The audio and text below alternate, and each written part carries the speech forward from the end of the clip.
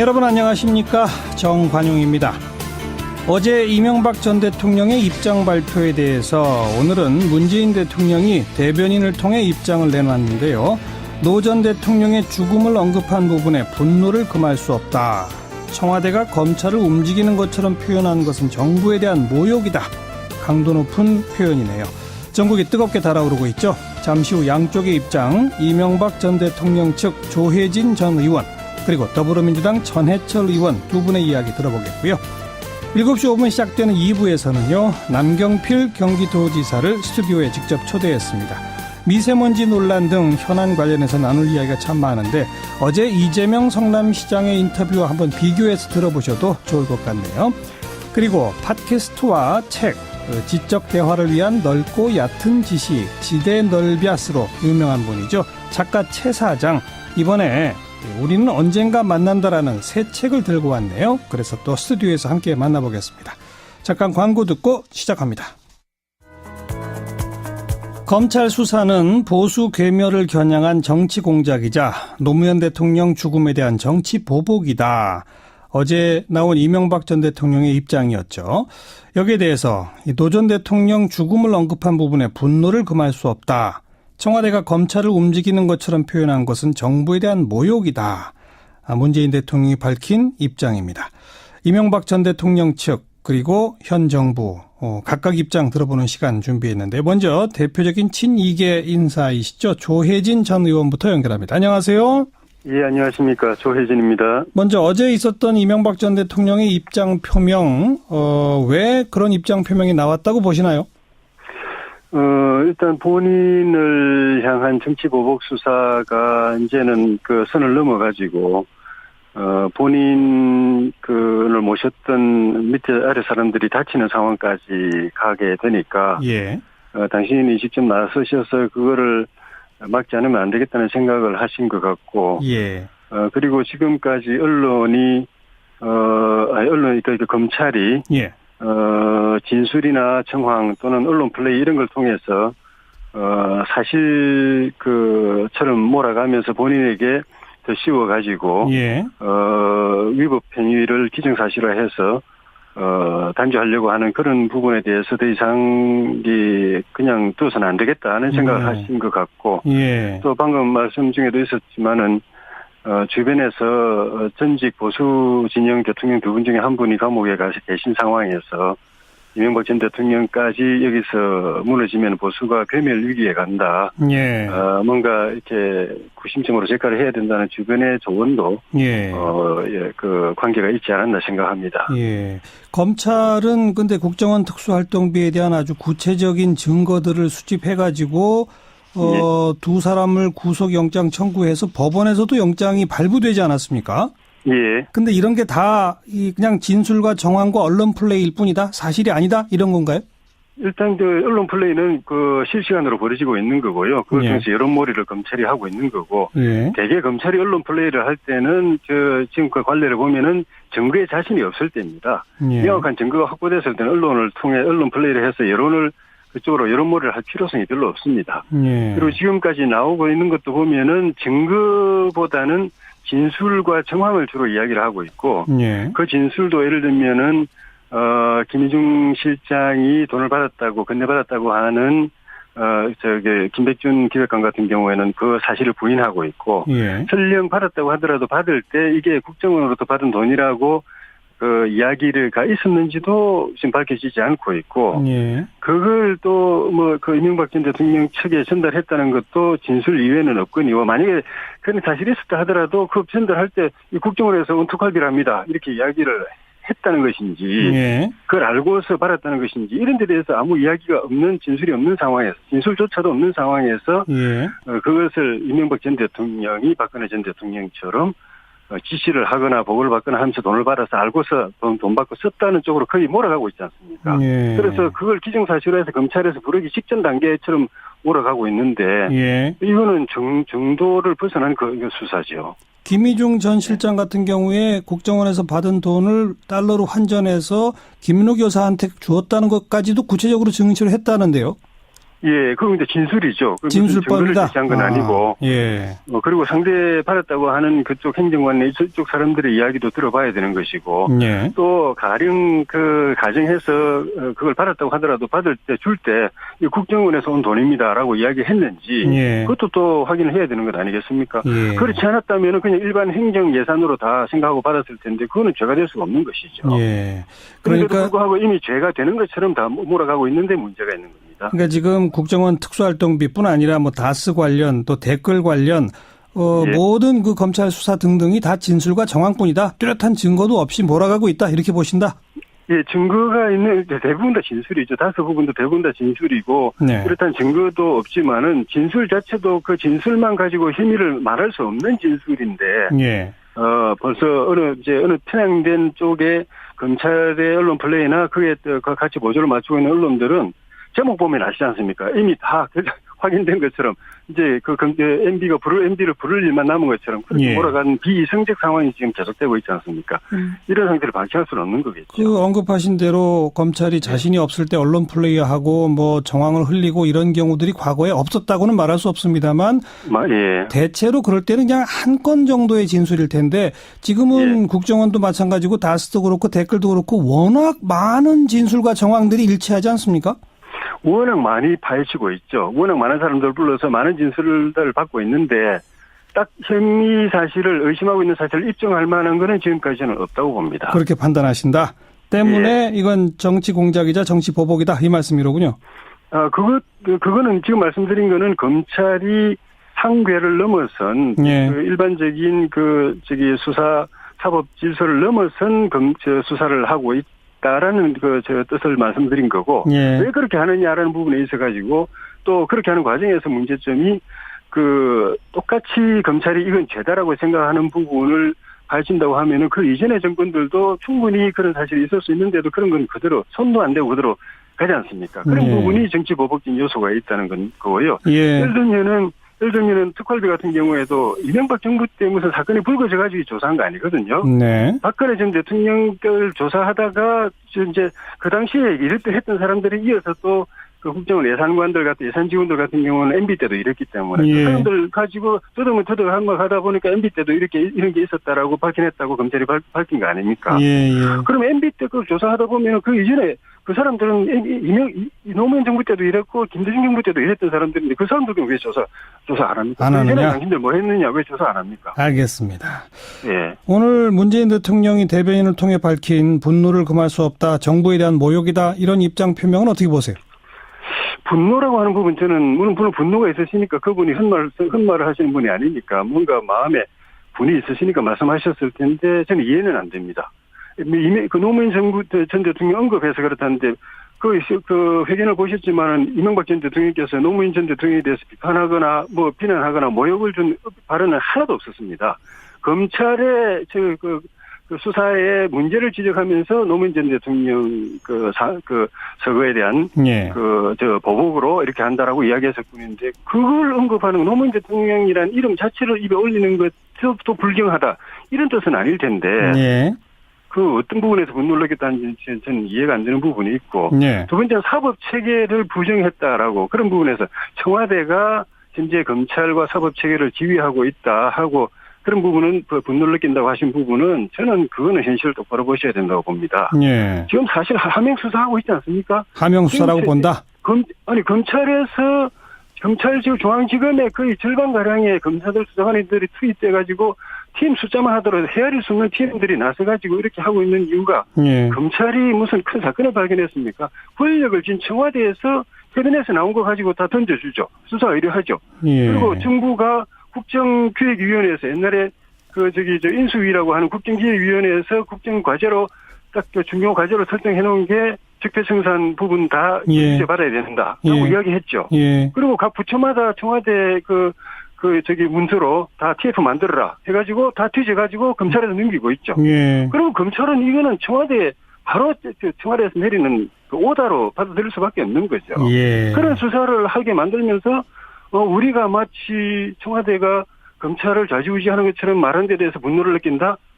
그거는 아니라고 봅니다. 저는 이 현실을 정확하게 보고 많은 국민들이 그렇게 보고 있고 이것이 이렇게 하는 것이 과연 예. 나라의 이로운가 예. 또 현 정부에도 이로운가라는 양식 있는 국민들이 다 고민하고 알겠습니다. 걱정하고 있다는 걸 예. 청와대나 문 대통령께서도 직시하셨으면 좋겠습니다. 예. 몇 차례 그 이명박 전 대통령 측에서 나온 얘기라 그냥 짧게 한 말씀 물어볼게요. 노무현 정부 때의 뭐 국정원 특수활동비 등등에 대해서 무슨 증거와 자료를 갖고 계신 게 있나요? 그거는 저는 그 당시 청와대 근무하지도 않았고, 저 최근에 이런 사태에 관해서 우리 삼성동 사무실에 회의에 참석하거나 그러지 않아가지고, 예. 뭐 잘 모릅니다. 예. 그렇지만 상식적으로는, 제 상식으로는 노무현 정부 때 국정원장 지낸분, 차장 지낸분들이 어떤 일을 했을까를 볼 때, 예. 저는 그 부분은 검찰이 지금처럼 칼집에다 꽂아놓고 그쪽은 성역으로 둘 게 아니라, 예. 한번 봐야 된다고 봅니다. 내사도 할 수 있고 고발이 없으면 내사도 할 수 있는 것이고. 알겠습니다. 정치권에서는 계속 수사 촉구하고 있는데 검찰은 안 보고 있지 않습니까? 알겠습니다. 여기까지 예. 듣죠. 고맙습니다. 예, 고맙습니다. 조혜진 전 의원이었고요. 이번엔 더불어민주당의 전해철 의원, 이 노무현 정부 때 청와대 민정수석도 지내신 바가 있죠. 전해철 의원 안녕하세요. 예, 안녕하십니까. 먼저 어제 이명박 전 대통령의 입장 표명 어떻게 평가하세요? 일단 현재 검찰 수사는 정당한 절차에 의해서 하고 있습니다. 그런데 이를 돌아가신 노무현 전 대통령님을 폄훼하고 또 거론하면서 이야기하는 것은 전직 대통령으로서 지켜야 될 최소한의 도리를 위반한 정말 부적절한 있을 수 없는 일이라고 생각을 하고요. 예. 현재 상황을 보면 이명박 정부 때 국정원 특수활동비 유용 혐의에 대해서 관여했던 비서진들이 이명박 정부 때 비서진들 2명이 적법하게 구속이 됐거든요. 영장이 예. 발부돼가지고. 예. 그리고 또 이명박 대통령과 정치적 행보를 같이 했던 원세훈 전 원장은 민간인 댓글 부대를 운영했다든지 MBC 등 방송사를 장악하거나 예. 문화예술계 블랙리스트 이런 혐의를 가지고 지금 기소되거나 재판받거나 수사를 하고 있거든요. 예. 사실 그 노무현 전 대통령과 관련해서 논두렁식이라든지 태강실업 세무조사 등에 대해서도 아주 부적절한 정황이 있음에도 불구하고 저희들이 상당 부분 자제하고 절제하고 정당하게 수사해야 된다라고 이제 이야기를 하고 있는데 예. 그 과정에서 이명박 대통령이 이런 이야기를 했다는 것은 예. 정말 옳지 않고 그것은 말로써 위중한 범죄 혐의를 덮으려고 하는 거 아니냐라고밖에 네. 생각할 수가 없습니다. 네. 오늘 문재인 대통령의 입장에 대해서 아니 어제 이명박 전 대통령이 노무현 전 대통령을 뭐 비판하거나 공격한 것도 없는데 왜 거기서 분노를 느끼는지 모르겠다 이런 반응 어떻게 보세요? 전혀 맞지 않고요. 그 발언 녹을 보면 그러니까 노무현 전 대통령에 대한 수사에 대한 보복 거기에 따른 어떤 원한 등의 사감에 의해서 이런 수사를 하고 있다는 그 정당한 수사 자체를 다 이렇게 부정해버린 거거든요. 그러니까 예. 대한민국의 법치를 훼손하고 또 거기에 대해서 맞지 않는 이야기를 했기 때문에 당연히 거기에 대해서는 분노를 하게 되고 사실 말씀드린 대로 참고 절제되고 자제했던 그런 모든 것들을 손버릇째 빼앗는 정말 옳지 않은 발언이었다라고 생각을 합니다. 그리고 청와대가 검찰을 움직이는 것처럼 표현한 거에 대해서 뭐 분노하고 정부에 대한 모욕이라고 평가했는데 사실 지금 청와대가 검찰을 하명해서 하명 수사하고 있는 거 아니냐라는 인식은요? 전혀 그러지 않습니다. 그러니까 그런 이야기를 할 때는요. 일단 근거를 대야 되는데 어떤 사안에서 어떻게 했느냐. 지금 지난 촛불 대한민국의 국민들의 민심은 제대로 된 나라를 만들어라. 예. 그렇게 이야기를 하고 또 적폐청산에 대해서나 지금 현재 하고 있는 수사가 보복 수사가 아니라 정당한 수사다라는 것이 60% 후반대 67, 8%의 국민들이 이야기를 하고 있고 예. 정치 보복은 21, 2%의 국민들만 이야기를 하고 있는 거거든요. 그만큼 국민들이 정당하다고 하는 그런 수사를 지금 청와대를 이야기하거나 또는 노무현 전 대통령을 이야기하면서 하는 것은 맞지 않고 실제로 각 부처에서 좀 제대로 하자. 이 적폐 쌓았던 것들은 해결하자. 그런 일들을 하고 있고 그 과정에서 위법하거나 수사에 단서가 될 만한 것들에 대해서는 검찰에 고발 내지 수사 의뢰 또는 검찰에서 이걸 정확히 밝혀주기를 이야기하고 있는 거거든요. 그걸 모두 다 청와대를 이렇게 견뎌서 청와대를 핑계대면서 이야기하는 것은 일단 근거가 없고 사리에 맞지 않는 주장이다라고 봅니다. 근데 이제 그쪽은 계속해서 이건 정치 보복이다라고 주장하는 근거에 아주 뚜렷한 게 왜 박근혜 전 정권 때 청와대 국정원 특수활동비 수사하다가 이게 이명박 전 대통령 쪽으로 갔으면 왜 노무현 전 대통령 거는 안 하느냐? 검찰이 왜 칼집에 칼을 꽂아놓고만 있느냐? 이 지적은요? 김대중 노무현 정부 때 했던 일에 대해서는요, 지난 9년간, 10년간 사사기 뒤졌습니다. 당시 위법이 있었으면 당연히 거기에 따른 응당한 수사를 했을 것이고 처벌했을 것입니다.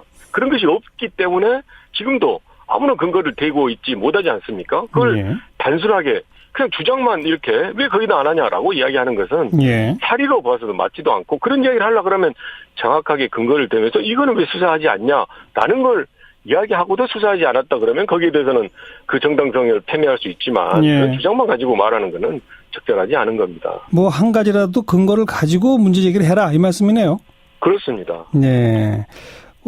지금 이제 이명박 전 대통령 측근들의 입을 통해서 이렇게 되면 전쟁이다. 우리도 가만히 있지 않겠다. 뭔가 곧 터뜨릴 것처럼 예고편들은 나오고 있는데 뭐가 있을까요? 저들은 정말 그런 협박성 발언이 정말 적절하지 않다고 생각하고요. 오히려 저는 그동안 정당하게 적법화했던 검찰 수사가 앞으로 훨씬 더 엄정하고 정확하게 수사를 해야 될 이유를 보여준다고 생각을 합니다. 네. 만약에 검찰의 수사가 더 정당하게 적법하게 엄정하게 하지 않는다 그러면 그런 주장에 오히려 힘을 실어주는 결과가 되어버리는 거거든요. 예. 그런 면에서 이명박 전 대통령의 발언이나 또는 그 관여했던 분들의 발언에 대해서 저들은 맞지도 않을 뿐만 아니라 그러기 때문에 검찰의 수사가 엄정한 수사가 더 필요한 모습을 보여주고 있다. 예. 그 반증 아니냐라고 말씀을 드리고 싶습니다. 이명박 전 대통령 결국 검찰 수사 받고 구속 내지는 재판 기소 어떻게 될 거라고 보세요? 사실 전직 대통령이 이렇게 수사를 받고 하는 것들이 다 이렇게 저희도 국민의 정서로 봐서는 굉장히 안 된 일이고 안타깝게 생각을 합니다. 하지만 그 정당한 수사 자체를 폄훼하고 맞지 않는 프레임으로 또 주장한다 그러면 거기에 대해서는 오히려 더 수사를 해서 밝혀야 될 이유를 더 보태는 거다라고 생각을 합니다. 네. 여기까지 말씀 듣겠습니다. 고맙습니다. 네, 고맙습니다. 더불어민주당 전해철 의원까지 양쪽의 입장 들어봤습니다. 윤태곤 실장 어서 오십시오. 네, 안녕하세요. 오늘 안철수 대표, 유승민 대표 통합 선언을 했죠. 예, 둘이 이제 나란히 서가지고 국회 정론관에서 기자회견을 열고 통합 공동선언을 발표했어요. 네. 지향점, 비전, 정치개혁 의지에 대해서 국민들에게 소개를 하고, 그리고 지금 국민의당 내부 반발이 여전하지만은 합당 추진을 이제 밀어붙인다. 이런 의지를 확인하기 위한 거 아니겠습니까? 두 대표가 한 대목씩 이렇게 또 나눠서 읽더라고요. 네, 그러더라고요. 뭐라고 네. 말했어요? 국민의당과 바른정당은 힘을 합쳐서 더 나은 세상, 희망의 미래를 열어가는 통합개혁신당. 이건 가칭입니다. 이걸 만들겠다. 어떤 어려움도 극복하고 통합신당의 성공을 위해 노력하기로 결의했다. 이게 총론격이고 네. 오늘의 한국 정치는 낡고 부패한 기득권 보수, 무책임하고 위험한 진보가 양극단을 독점하면서 진영 논리에 빠져 나쁜 공생구조를 고착하고 있다. 지역, 계층, 세대로 분열된 낡은 정치로는 대한민국이 앞으로 나아갈 수 없다. 이건 이제 다당제에 대한 강조 아니겠습니까? 예. 그러면서 낡고 부패한 구태정치와 전쟁을 선언한다. 패거리, 개파, 사당화 등 구태정치를 결연히 물리치고 한국 정치를 바꾸는 새로운 정치 세력이 되겠다. 부정부패는 성역 없이 뿌리 뽑겠다. 유능한 젊은 인재들에게 과감히 문호를 개방하겠다. 이렇게 이야기했어요. 예. 새로운 얘기는 없네요.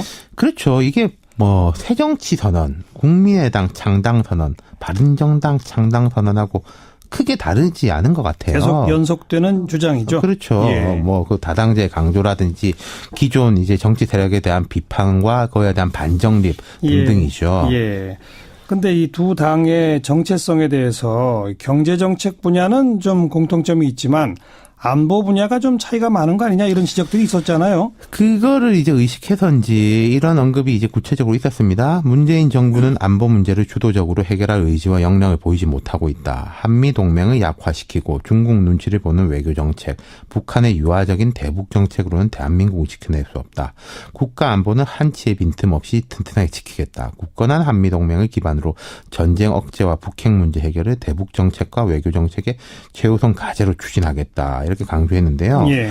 보면 이런 느낌이에요. 정치개혁 이쪽 부분, 총론 쪽 부분은 안철수 대표가 계속 강조하던 부분이 하고 이제 거의 겹치는 것 같고 그렇죠. 예. 안보 문제는 유승민 대표가 이야기하던 거하고 거의 겹치는 것 같아요. 예. 그러니까 뭐 햇볕 정책을 부정한다 이런 이야기는 이제 명시적으로 들어있지는 않지만은 네. 사실상 그런 게 아닌가. 그렇다면은 애초에 국민의당 스탠스보다는 좀 더 오른쪽으로 와 있다. 확실히 그런 면이 있죠. 예. 물론 안철수 대표 개인으로 보면은 지난 대선 때부터 조금씩 옮겨오긴 했죠. 안보 문제에 대해 가지고는. 예. 그러니까 적어도 두 대표는 안보 문제에 있어서도 온도차가 전혀 없다.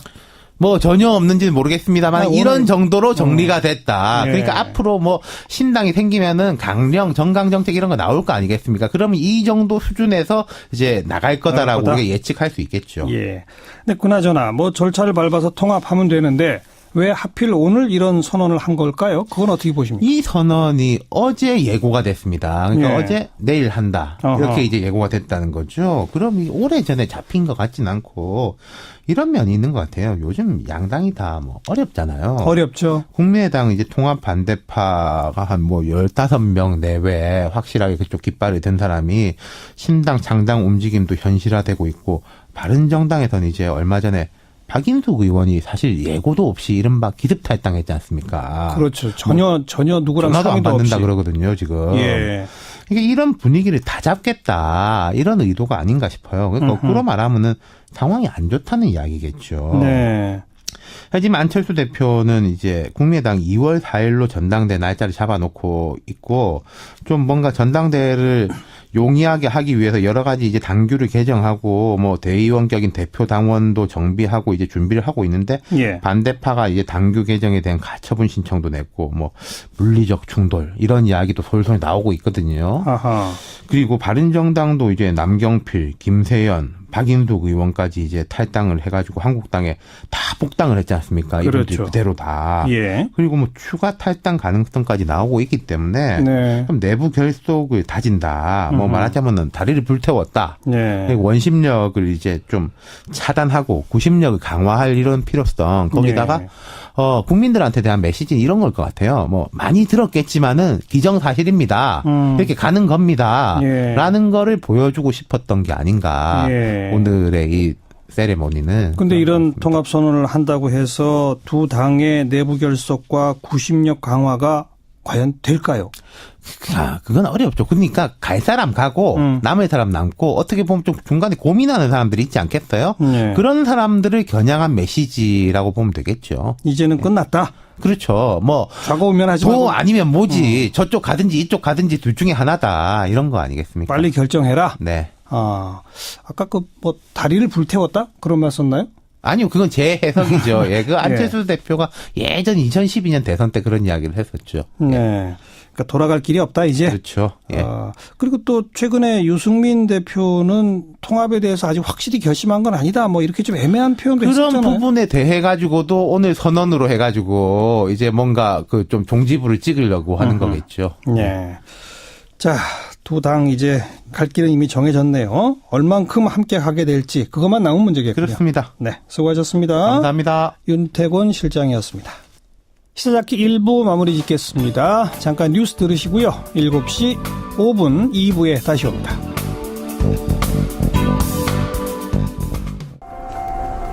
오늘 하루 화제가 된 뜬 뉴스들부터 정리해드립니다. CBS의 김현지 기자 안녕하세요. 네, 안녕하세요. 네, 첫 소식이요. 네, 울산 새마을 금고 강도 사건입니다.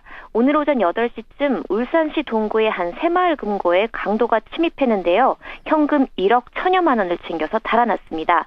용의자는 새마을 금고 인근 화장실에 숨어 있다가 가장 먼저 출근하는 직원을 위협해서 내부로 침입한 것으로 알려졌습니다. 네. 그리고 금고에서 5만 원권으로 6천만 원, 1만 원권으로 5천만 원을 빼내서 달아났습니다. 근데 뭐 금방 잡혔다면서요? 네, 발생 약 7시간 만에 경남 거제시에서 덜미를 잡혔습니다.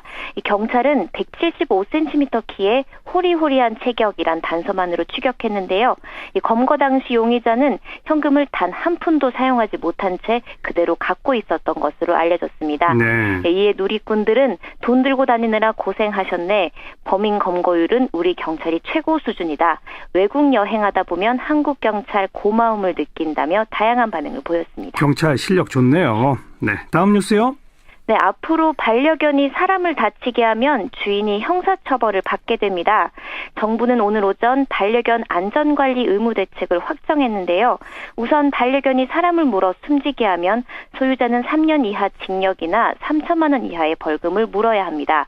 또 반려견으로 인해서 상해가 발생하거나 맹견을 유기했을 경우에도 2년 이하의 징역이나 2천만 원 이하의 벌금을 물게 됩니다. 네. 또 무슨 주의점이 또 있나요? 네, 공공장소에서 이 모든 반려견은 목줄 길이를 2m 이내로 유지해야 하고요. 몸이 40cm 이상인 개는 반드시 입마개를 착용해야 합니다. 또 마스티브와 울프독, 오브차카, 칸갈, 라이카 등 5개 종이 맹견으로 추가 분류됐습니다. 이들 반려견은 앞으로 공동주택에선 사육이 금지됩니다. 또 유치원과 초등학교에 출입할 수 없도록 관리 의무도 강화했습니다. 네, 또 다음 뉴스요. 영국에서 외로움을 담당하는 장관이 생겼습니다. 무슨 장관이요? 외로움 담당 장관이요. 그래요? 예, 현재 시간으로 이틀 전 영국 테레사 메이 총리가 현재 체육 및 시민사회 장관인 트레이시 크라우치를 외로움 담당 장관으로 겸직 임명했는데요. 이 소식이 국내에 전해지면서 오늘 많이 본 뉴스에 올랐습니다. 외로움 담당 장관은 무슨 일을 하는 거예요? 네, 노인이나 혼자 사는 사람들뿐만 아니라 사랑하는 사람을 잃었거나 이야기할 사람이 없는 모든 사람들의 외로움 해결에 나서게 됩니다. 네. 영국은 2년 전부터 고독을 질병으로 보고 외로움을 국가적 문제로 대처하자는 캠페인이 벌어지기도 했는데요. 특히 지난달 영국에서 고독으로 고통을 겪는 사람들이 900만 명이나 달한 것으로 조사되면서 외로움은 하루에 담배 15개비를 피우는 만큼이나 건강에 해롭다고 지적했습니다. 앞으로 영국에서 고독과의 싸움을 진두지휘할 크라우치 장관은 외로움 극복에 진전을 이루겠다고 확신했습니다. 참신한 생각이네요. 네, 수고하셨어요. 네, 감사합니다. 김현지 기자였습니다. 오늘도 미세먼지 비상저감 조치가 실시됐죠. 벌써 3번째. 그런데 이 서울시의 대중교통 무료 정책에 대해서 서울시와 경기도, 인천시까지 지금 아주 강한 어떤 논쟁이 벌어지고 있는 그런 상태입니다. 그래서 오늘 남경필 경기도지사를 스튜디오에 지금 직접 초대했습니다. 지사님 어서 오십시오. 네, 안녕하십니까. 네. 그러니까 하루 50억씩 그냥 낭비하는 거다 이거죠? 효과가 거의 없습니다. 거의 없습니까? 네. 그래도 차량 운행이 처음 이틀은 1점 몇 프로, 이번에는 2점 몇 프로 줄어들었다 이러던데요. 그러니까 차량 줄어드는 것도 의미가 있지만 전체적으로 연구 결과에 따르면 차량 때문에 생기는 미세먼지는 전체에 비해서 아주 작은 양이고요. 예. 연구 결과는 약 차량이 20% 정도 줄어들면 전체 미세먼지 저감 효과가 약 1% 정도 있을 거다. 근데 지금 한 2%의 줄어드는 효과라면 예. 거의 효과가 미미하다고 봐야죠. 예. 0.1% 정도 된다고 봐야 되겠죠. 예. 근데 거기다가 하루에 50억씩 한 1년에 한 20번 정도 있을 거라고 보거든요. 그러면 한 1,000억. 네.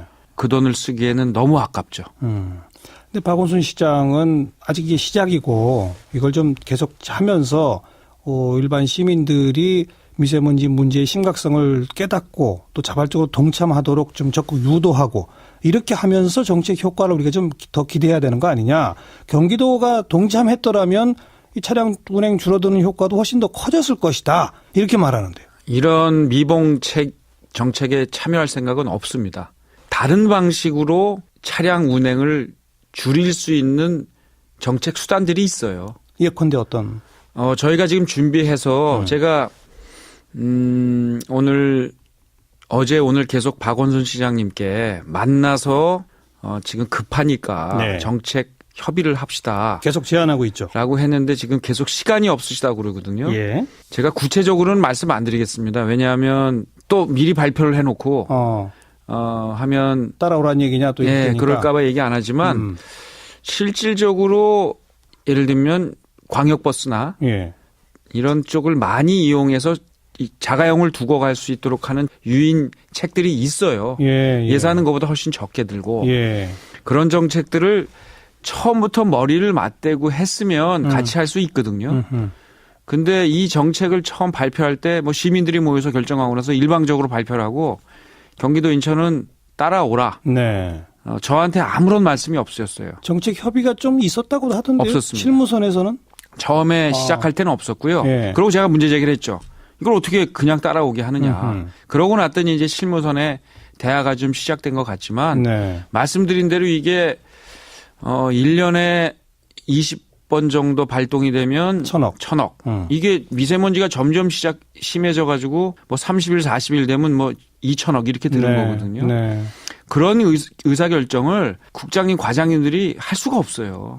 알겠습니다. 그러니까 네. 협의 부족하게 그냥 하고 따라오라고 했는데 지금 다시 서울시, 경기도, 인천 함께 모여서 만나면 제안할 내용은 있다. 있습니다. 예를 들어서 광역버스 같은 걸 더 좀 증편한다든지 더 타기 쉽게 한다든지 뭐 이런 식의. 더 타게 하는 요인. 네네. 또 더 증편하는 문제. 또 과거에 뭐 서울시가 했던 방식인데 실제로 운행을 중단하는 경우에 그것을 인센티브를 주는 방식. 승용차 운행을 중단할 때. 네. 본인들이 동참하는 거죠. 예. 뭐 이런 방식들을 같이 머리를 맞대고 서로 협의를 하면 방법들이 있어요. 예. 이 미세먼지라는 게 경기도에서 발생된 게 서울로 가고 서울에서 발생된 게 경기도로 오고 당연하죠. 이게 경계가 없거든요. 네. 그러면 새 지자체가 처음부터 이걸 했어야 돼요. 그리고 이거는 누가 봐도 효과가 없습니다. 그런데 지금 박원순 시장, 그다음에 또 경기도지사를 노리는 이재명 성남시장 등은 정책 효과는 조금 더 두고 평가할 필요가 있다라고 하는 것을 하나 깔고 또 하나는 과잉 대응이라도 하는 게 낫다. 그러면서 이구동성으로 비판하는 게 경기도 남경필 지사는 정책 집행권을 갖고 있는데 그럼 뭘 하면서 지금 서울시를 비판하는 거냐? 아무것도 안 하고 있지 않느냐? 이렇게 비판하더라고요. 그러니까 그것조차가 이거야말로 이 정치 공세예요. 왜냐하면 경기도는 알프스 프로젝트라고 해서 이미 미세먼지 저감 대책을 한 10년 앞을 내다보고 지금 하나하나 시행을 하고 있고요. 예. 구체적으로 말씀드리자면 저희가 6살 이하 그리고 65세 이상 되시는 모든 도민들한테 저희가 이 마스크를 2월부터 지원을 해드립니다. 그래서 280만 매를 저희가 이제 지원을 해드리고요. 네. 이미 시작한 거는 마스크 지원은 미세먼지 저감 대책은 아니잖아요. 그러니까 이게 건강 보호 대책이지. 미세먼지를 저감하는 방법이 있고 예. 지금 미세먼지의 실제 원인은 대부분 중국에서 오는 것들이 많아요. 뭐 중국 그리고 쪽이 많죠. 예. 이 공장에서 발생되는 게 그렇죠. 굉장히 많고요. 그리고 화물차, 뭐 버스 이런 거. 그래서 이제 화물차 같은 경우에는 저희가 2005년 이하 그 전에 만들어진 화물차가 약 5만 대거든요. 이 5만 대에 대해서 매연 저감 장치를 다 달아드리는데 예산을 드립니다. 예. 그리고 LPG 엔진 개조하도록 하고요. 또 전기 버스를 전면 도입해서 계속해서 갈아 나가고 있고요. 또 하나 공기청정기를 모든 어린이집에 지금 저희가 경기도에 11,816곳에 어린이집이 있거든요. 예. 한 개씩이 아니라 몇 개가 필요하니까 약 6만 개의 공기청정기를 지금 하나씩 달아드리고 있습니다. 지금 계속 진행하고 있거든요. 알겠습니다. 이런 예산들은요. 마스크 32억, 공기청정기 82억. 이거 이틀만 안 하면 거의 모든 어린이집과 거의 모든 어린이에게 마스크를 또 맑은 공기를 마실 수 있게 해드리는 이런 정책들이 있어요. 언급한 것처럼 마스크나 공기청정기는 미세먼지의 직접적 저감 대책이라고 하긴 그렇고 네. 미세먼지로부터 좀 보호하기 위한 대책이다. 그런 네. 거 지금 예산 투입하고 있다 말씀하셨고. 그리고 버스를 네. 바꾸고 그다음에 저감 장치를 달아드리고 이런 건 이제 저감을 하는. 근데 그 저감 장치나 버스를 바꾸거나 뭐 이런 식의 부분이 최근에 예산을 대폭 늘린 겁니까? 그렇습니다. 아, 그렇습니까? 이게요. 예를 들면 4,000대를 바꾸는데 얼마가 드냐면 1조 3천억 원이 듭니다. 네네. 그 대목에서 박원순 시장이나 이재명 시장은 획기적으로 그런 데에 이 예산을 대폭 늘리거나 그런 걸 안 하고 있다라고 비판하더라고요. 근데요. 이걸 저희가 해야죠. 그러나 근본적인 대책이 아니라는 거예요. 미세먼지 저감 대책은요. 버스나 화물차? 당연히 화물차를 당연히 해야 되지만 네. 진짜 대책은 이게 아니고 네.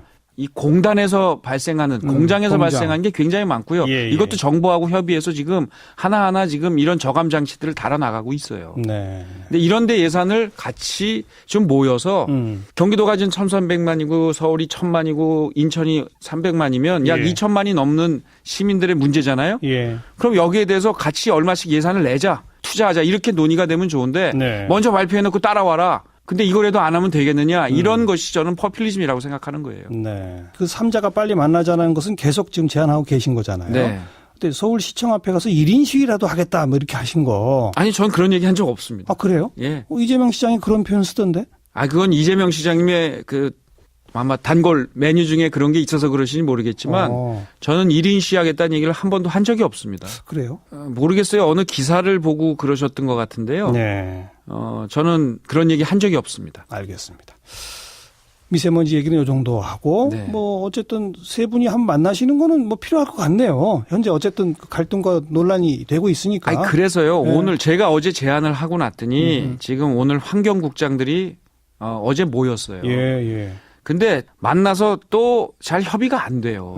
그러니까 지금은 빨리 결정권을 가진 예산권을 시도지사가 가진 만나자? 시도지사가 만나서 알겠습니다. 오늘 밤이라도 좋고 내일 새벽이라도 좋아요. 네. 뭐가 급합니까 지금 이게 급하지. 자, 자유한국당 진짜 만약에 계속해서 여기에 참여 안 하시면 저희 어쩔 수 없이 저희 개별적인 조치라도 취해야 되는데요. 가능하면 저희는 같이 하고 싶습니다. 네. 자유한국당 복당 이야기를 좀 해야죠. 네. 왜 돌아가셨어요? 자유한국당에서 처음엔 이제 새누리당이죠. 새누리당에서 탈당할 때 국정농단 세력과는 함께 정치를 또 개혁 보수를 만들기 어렵다 네. 하는 판단으로 나왔고요. 그 이후에 국정농단의 주체들이 뭐 박근혜 대통령 출당 또 몇몇 친박 의원들의 출당 조치 그다음에 지구당 위원장 해촉 그리고 또 뭐 스스로 한 건 아닙니다만 검찰의 수사 네. 이런 것으로 많이 그런 분들이 당과는 이제 인연이 멀어졌고요. 예. 또 하나 이런 결정을 하게 된 것은 바른정당으로 정치 개혁 보수를 한번 해보려고 했던 거죠. 그렇죠. 근데 아쉽게도 이건 저의 책임도 큽니다. 그리고 거기 참여한 모든 사람들의 책임인데요. 비전의 부족, 비전을 공유하지 못했어요. 네. 그리고 정치력도 부재했죠. 그러다 보니 바른정당은 지금 어느 상태까지 와 있느냐. 자강이 불가능합니다. 그냥 국민의당과 통합할 거냐 자유한국당과의 통합할 거냐는 논쟁이 있었어요. 네네네. 그래서 다수가 국민의당과 통합하자는 의견이 있어서 그리 가고 있는데요. 그렇죠. 저는 분명히 그 길은 아니다. 순서에 맞지도 않고 일단 보수 통합을 하고 중도로 외연을 넓히자라는 얘기를 꾸준하게 해왔는데 네. 유승민 대표와 많은 의원들이 그쪽으로 방향을 갖고 가기 때문에 이제는 제가 기다렸어요. 그러다가 거의 정치적으로 그 통합이 현실화되는 상황이라 그렇다면 저는 생각이 다릅니다. 네. 저는 보수 통합을 통한 개혁 보수를 만들겠습니다 하고 복당하게 된 것입니다.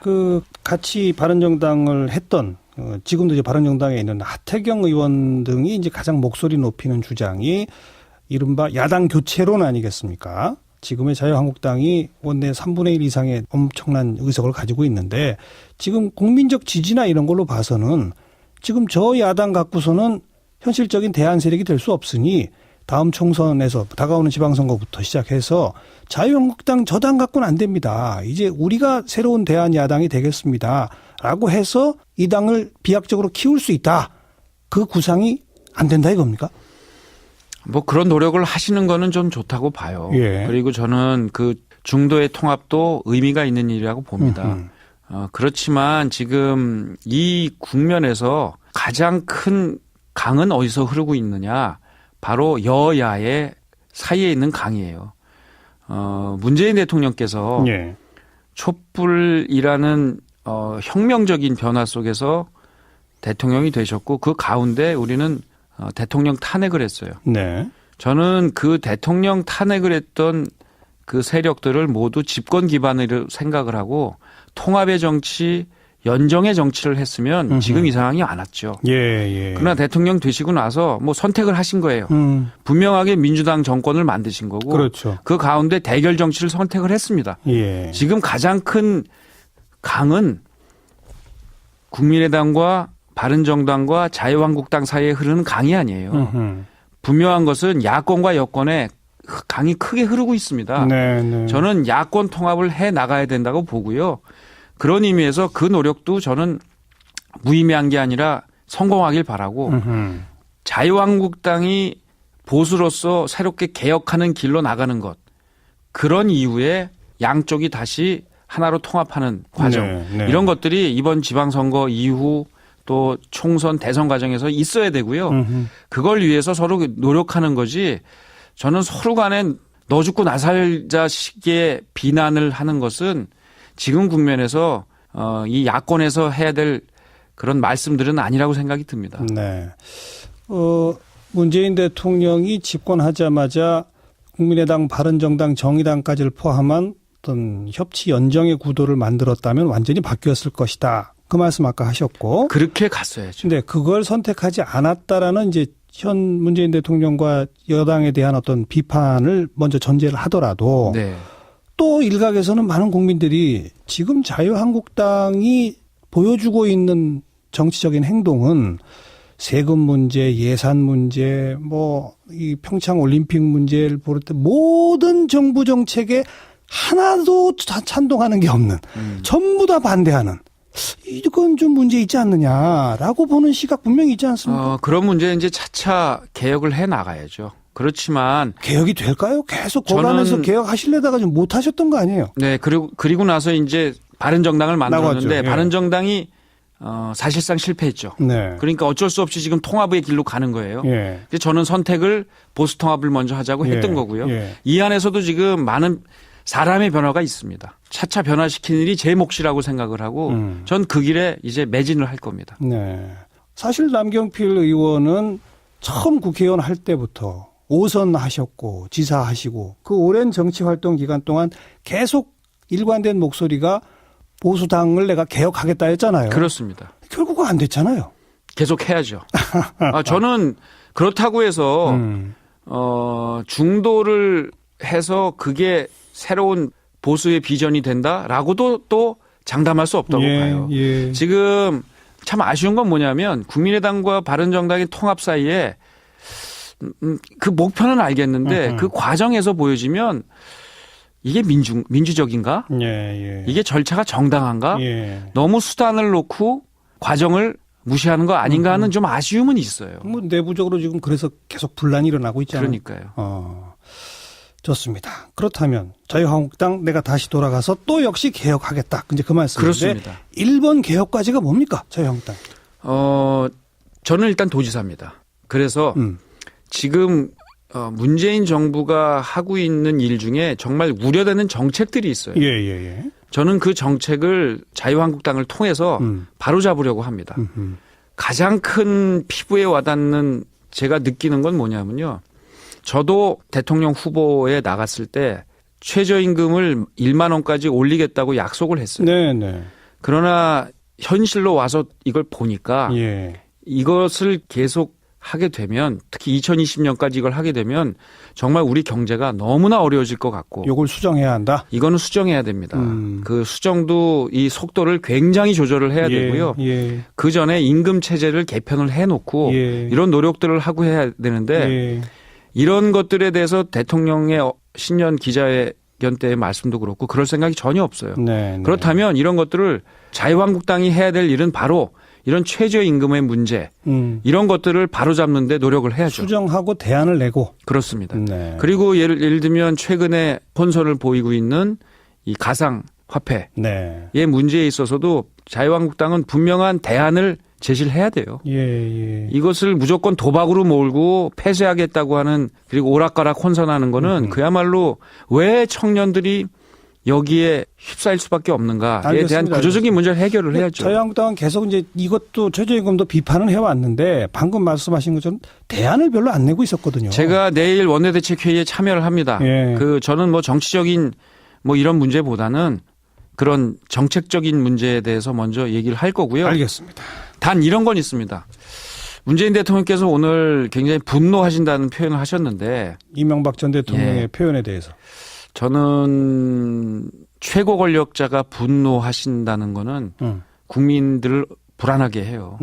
저는 최고 권력자에게 필요한 건 분노가 아니라 인내라고 생각을 합니다. 그리고 분노한다면 정말 우리를 우습게 여기거나 우리를 어렵게 만드는 뇌세 세력이 있다면 그런 거에는 분노하지만 네. 최고 권력자는 국내 문제에 대해서는 되도록 인내하시고 모두를 통합하려는 노력하시는 게 맞지 않나 하는 생각을 합니다. 얘기 꺼내신 김에 이명박 전 대통령 검찰 포토라인에 서야 합니까? 아니, 법 잘못한 게 있으면 서야죠. 네, 예, 그거는 어떻게 막겠어요. 예. 모든 분들이 뭐 지금 대통령 한 분은 감옥에 계시는데 네. 저는 잘못이 있다면 서야죠. 네, 정치 보복이라고 보세요? 좀 보면 그렇지만 이게 이런 겁니다. 잘못이 있으면 세우고 네. 구속될 일이 있으면 해야죠. 예. 그러면 그것은 검찰에 의해서 하는 거예요. 예. 근데 이게 이미 한 몇 달 전부터 집권당의 대표가 포토라인에 세우겠습니다. 집권당의 아주 유력한 의원들이 반드시 서야 됩니다. 그렇게 될 겁니다. 네. 장담합니다. 네, 네. 이런 게 바로 정치보복으로 오인을 받도록 만드는 요인이에요. 알겠습니다. 짧게 한 말씀만 기초의원 선거구 지금 한 선거구당 2명씩 뽑는 선거구가 너무 많아서 네. 거대 양당에서 공천하면 자동 당선 국민을 안 본다. 이거를 3인 4인 선거구로 늘리기 위해서 경기도는 선거구 획정위원회를 빨리 제대로 가동해서 그거 해야 되지 않느냐. 이재명 성남시장의 이제 주장이고 요구거든요. 네. 그냥 2인 선거구를 3인 내지 4인 선거구로 바꾸는 것이 필요하다는데 동의하시는지 계획은 어떤지만 짧게 한 말씀. 잘 검토를 할 거고요. 이건 룰입니다. 선거의 룰은 여야가 합의를 해야 돼요. 그동안 그렇게 해왔거든요. 지금 경기도에서 민주당과 자유한국당이 이 문제를 놓고 의원들 간에 토론을 하고 있을 겁니다. 그런 합의의 과정을 존중하겠습니다. 근데 그 두 거대 당이 토론에서 합의하면 또 2인 선거구로 가지 않을까요? 아니 근데 그게요. 과거에 이거를 지금 민주당에서 이런 얘기를 하거든요. 뭐 이재명 씨함이 이런 얘기를 하시고 그러는데 지금 또 유리하고 불리하다고 해서 이걸 자꾸만 한쪽에서 바꾸자고 하면 결국 선거법이란 게 안 바뀌어요. 제도라는 게. 그러니까 이거를 선거하기 오래전부터 지금의 정치 상황과 누가 유리하다 불리하다가 상관이 없는 오래전에 이걸 해야지 선거를 앞두고 이걸 이렇게 주장을 하면 순수성을 오해받겠죠. 어렵겠군요. 오늘 여기까지 말씀 듣겠습니다. 고맙습니다. 네, 감사합니다. 남경필 경기도지사였습니다. 사운드 오브 뉴스입니다. 김민아 기자 어서 오세요. 안녕하세요. 오늘 들어볼 소리는요? 이명박 전 대통령이 어제 입장 발표를 하면서 이 구친위계 인사들이 많이 이제 등장을 해서 여러 가지 얘기를 하고 있는데요. 이 소리들 중에 이제 화제를 모았던 것들을 모아봤습니다. 들어보시죠. 아이고 뭐 그러게요. 대통령 특활비도 있는데 청와대가 왜 국정원 갖다 쓰겠습니까? 대통령이 청와대 운영은 청와대 돈으로 해야지 일체 외부로부터 돈 받지 말라는 이야기를 하는 건 제가 들었습니다. 그런 데 대해서는 결백이 있을 겁니다. 그 돈 중 일부가 김윤옥 여사에게 흘러들어가서 해외에서 명품 구입을 했다. 지금 올해가 개띠해라고 저희들도 이전 투구를 한번 해볼까요? 키는 김백준이 아니고 김희중 전 부속실장입니다. 이 사람이 출소하기 전에 부인이 이제 자살을 했어요. 그런데 MB가 그렇게 집사 중에 집사인데 꽃도 안 보냈어요. 정말 너무나 처절하게 이제 배신감을 느꼈겠죠. 김희중 씨가 이제 얘기를 했다 그러더라고요. 다 털어놨다고. 네. 이재호 늘 푸른 한국당 대표, 김두 전 수석, 그리고 정두원 전 의원 목소리네요. 그렇습니다. 이제 치사잡기 나온 이재호 전 의원하고 그 다음에 오늘 아침에 CBS 뉴스죠. 김현정의 뉴스에 나온 이제 김두 수석 그리고 TBS 라디오에 어제 출연했던 정두원 전 의원들이 한 발언들이죠. 네. 근데 이명박 전 대통령이 왜 이런 입장을 냈느냐라고 하는 데서 의견이 분분하더라고요. 그렇습니다. 지금 가장 많은 화제를 모으고 있는 게 방금 들으신 정두원 전 의원 주장인 것 같은데요. 네. 김혜중 전 부속비서관의 진술이 결국 타격이 커서 아마 이명박 전 대통령이 그렇게 전격적으로 입장을 얘기한 것 같다라는 건데 이 김혜중 전 비서관은 이명박 전 대통령 정치 입문 때부터 함께했기 때문에 전후 사정을 다 안다는 것이거든요. 그런데 이제 저축은행 사건으로 잡혀간 이후에 뭐 이명박 전 대통령이 뭐 홀대를 했고 부인 자살에서도 이제 뭐 화환을 보내지 않고 뭐 인간적 배신감을 느끼고 뭐 이런 스토리가 있다 뭐 이런 얘기였고요. 예. 또 일각에서는 이명박 전 대통령의 집사 중 한 명으로 불려 불렸던 이제 김백준 전 기획관, 이 사람 뭐 MB 아바타다 이런 얘기 나왔었는데 이 사람이 구속된 것도 역시 치명적이다 이런 얘기를 하고 있습니다. 더군다나 이분이 이제 나이가 많은 사람이기 때문에 앞으로 그렇게 뭐 여러 가지 뭐 이득이나 이런 거를 기대할 수 없는 그런 자신의 처지 때문에 아마 검찰 수사에 좀 협조적으로 바뀔 수도 있다 이런 얘기를 주변에서 많이 하거든요. 네. 신문에 이제 이런 해석들이 쭉 많이 나와 있는 상황인데요. 근데 관건은 앞으로 검찰 수사 과정에서 어떤 치명적으로 느껴질 수 있는 이벤트 이런 게 아마 이게 끝이 아닐 거다 이런 점입니다. 뭐가 있다는 얘기예요? 예를 들어 아직 내용이 다 밝혀지지 않은 이제 민간인 사찰 사건이 있는데 이게 지난 2010년에 이제 대통령 희화 동영상을 인터넷에 올린 국민은행 협력업체 대표가 사찰을 당했고 국민은행에 이와 관련한 압력도 가해졌다 이런 의혹이 제기되는 상황이었죠. 네. 이때 방금 나온 이제 남경필 경기도지사와 정두원 전 의원도 사찰 피해자여서 서로 이제 이 얘기를 하면서 뭐 부둥켜 안고 울기도 하고 뭐 그랬는데 예. 이게 이제 당시에 민간인 사찰을 주도한 게 국무총리실 공직윤리지원관실이었습니다. 근데 이 당시에 이제 국무총리실 공직윤리지원관실에서 입막음과 회유를 위해서 이 직원에게 돈을 전달했다 이런 폭로도 같이 나왔었는데 그래요. 이것에 대해서 당시 검찰이 제대로 수사를 하지 못했죠. 그런데 바로 이 돈이 국정원 거였다라는 진술이 또 이번에 나와서 다시 수사가 이루어지는 상황인데요. 이 당시에 또 국무차장을 맡았던 사람이 이 박영준 씨거든요. 과거에 이제 왕수석, 왕실장 이런 이름으로 부르기도 했는데 예. 이 사람이 이제 이상득 전 의원의 측근이고 뭐 배경에 영포회가 있다 이런 얘기 한참 나왔었는데 아마 그런 얘기들도 다 이제 끄집어내져서 나오는 그런 상황이 되지 않겠습니까? 또 지난 정권에서 흐지부지된 그런 어떤 사건들이 민간인 사찰만 있는 것도 아니기 때문에 경우에 따라서 어디까지 일파만파가 될 거냐 좀 화제인 것 같습니다. 더 지켜봐야죠. 그렇습니다. 네. 다음 뉴스요. 전병헌 전 청와대 정무수석이 불구속 상태에서 뇌물 및 정치자금법 위반 횡령, 직권남용 등의 혐의로 재판에 넘겨졌는데요. 이 정부에 관련된 고위 인사로서는 처음이죠. 전병헌 전 수석은 국회 미방위 소속 의원 시절에 롯데홈쇼핑, GS홈쇼핑, KT 등의 요구를 내서 총 5억 5천만 원을 e스포츠협회에 기부하거나 후원하도록 했다는 혐의입니다. 네. 그래서 그 반대급부로 롯데홈쇼핑의 방송 재승인 관련 문제 제기를 뭐 중단해달라거나 또 GS홈쇼핑 대표를 국정감사 층위에서 빼달라 이런 이제 부정한 청탁을 받았다는 것인데요. 또 전병헌 전 수석은 현직이던 지난해 7월 말에도 기획재정부 예산 담당 고위 간부에게 전화를 걸어서 e스포츠협회가 주관하는 PC방 지원 사업에 20억 원의 신규 예산을 지원해라. 10원도 빼지 마라. 이런 요구를 한 혐의도 받고 있습니다. 네. 전병헌 전 수석은 이런 혐의를 강력하게 부인하고 있는 상황이라고 합니다. 오늘 자유한국당 원유철 의원도 역시 불구속 기소됐다면서요? 이 자신의 지역구인 경기 평택시에 소재한 업체들로부터 민원 청탁 대가 명목으로 1억 8천만 원 상당의 뇌물과 불법 정치자금을 받은 혐의 등으로 보좌관 및 업체 대표들과 함께 불구속 기소가 됐는데요. 뇌물의 경우에는 이제 민원 청탁이 분명한 경우이고 불법 정치자금 수수는 법이 정하지 않은 형태로 돈을 받고 이것을 부정하게 사용한 것을 의미하고 있습니다. 또 이들 중에 일부 업체는 후원금 쪼개기 이런 형태로 총 16번에 걸쳐서 돈을 전달한 것으로도 밝혀졌습니다. 두 사람은 이제 기소까지 됐고 아직도 정치인 관련 수사가 또 있죠? 그렇습니다. 그런데 이 정치인들이 대부분 자유한국당 소속이어서 앞서 말씀드린 이제 전병헌 전 수석 수사가 뭐 균형 맞추기 차원 아니냐 이런 얘기도 지금 많이 나오고 있는데요. 먼저 홍문정 의원 불법 정치자금 수수 혐의가 있습니다. 이와 관련해 홍문정 의원이 이사장으로 있는 경민학원이 최근 압수수색을 당한 바 있고요. 이외에도 국정원 특활비로 뭐 진박 여론조사를 했다. 여기에 관계된 것으로 알려진 김재원 의원도 지금 수사선상에 올라 있는 상태입니다. 이외에도 강원랜드 부정채용 관련 염동열 의원이 수사를 받았고요. 권성동 의원도 여기에 이제 연루돼 있다고 하는데 아직 수사를 받지 않은 상태지만 확대되면 여길 피할 수 없을 것이다. 이런 얘기도 나오고 있습니다. 네. 다음 뉴스요.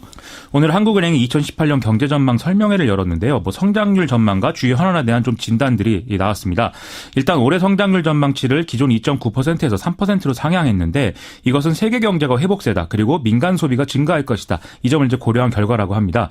여기서 민간 소비 대목은 평창 동계올림픽이 향후 소비 심리에 긍정적 영향을 줄 것이다. 이 예상이 지금 작용한 걸로 보이고요. 예. 또 사드 보복 완화로 중국인 관광객이 예상대로 증가하면 이게 성장률 상향 요인이 될 것이다. 이렇게도 평가가 되고 있습니다. 그 외 최저임금 인상 영향과 관련해서는 정부 지원이 제대로 작동해서 인원 감축이 크게 나타나지 않는다고 하면 물가에 끼칠 영향은 크지 않을 것이다. 그리고 소비 진작에 도움이 될 것이다. 이렇게 분석이 됐는데요. 네. 아마 앞으로 이런 것을 근거로 해서 좀 금리 동결 전망이 강하게 제기될 것 같습니다. 가상화폐 얘기는 안 나왔어요? 그렇지 않아도 이제 한국은행의 가상화폐 TF에 들어가 있기 때문에 기자들이 이걸 물어봤는데 이주열 총재가 처음에는 좀 단편적으로 답하다가 자꾸 물어보니까 아예 자기 생각을 쭉 밝히는 그런 상황이 있었습니다. 뭐라고 했어요? 이 가상화폐는 현 단계에서는 법정화폐나 지급수단의 성격을 갖고 있지 않기 때문에 한국은행이 뭐 액션을 취할 내용은 없는데 가상통화 가격 변동에 충격은 좀 보고 있다. 그런데 이게 금융 안정을 저해할 가능성은 현재로서는 제한적으로 판단한다. 이렇게 밝혔고요. 그러면서도 최근 가상화폐 거래의 투기적 성격과 쏠림 현상이 과열되고 있는데 이 점은 좀 우려된다라고 했습니다. 앞으로 디지털 혁신이 있을 경우에 결제 시스템과 화폐 제도 경제제도 전반에 미칠 가능성 그리고 중앙은행의 디지털 화폐 발행 이건 추가로 연구할 것인데 너무 앞서 나간 얘기다 이렇게 좀 선을 긋는 그런 분위기도 했습니다. 근데 뭐 현직 금감원 직원이 그 대책 발표 전에 가상화폐를 팔아가지고 차익을 거뒀다 이런 뉴스가 있더라고요. 황당한 뉴스인데요. 이 직원은 금감원에서 국무조정실로 파견된 사람인데 심지어 이제 대책 마련에 관여를 또 했다고 하고요. 1,300만 원에 매입했던 가상화폐를 대책 발표 직전에 2천만 원 선에서 팔아서 50% 이상 차익을 실현했다라고 합니다. 금감원은 지금 사실관계를 확인을 해서 조속한 시일 내에 적절한 조치를 취하겠다 이렇게 밝히고 있는데요.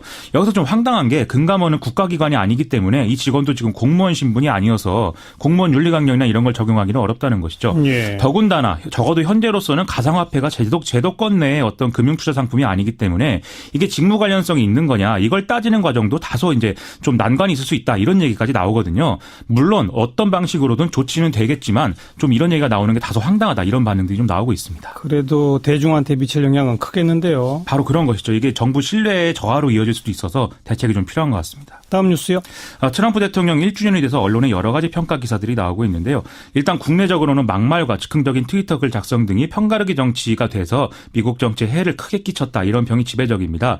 이런 평가는 한국 언론, 미국 언론이 거의 동일하게 하고 있고요. 예. 지금 전통적인 공화당 지지층이 지지 여부를 둘러싸고 좀 갈등하는 상황이고 중도층은 상당수가 등을 돌렸다. 이건 좀 명확해 보이는 상태입니다.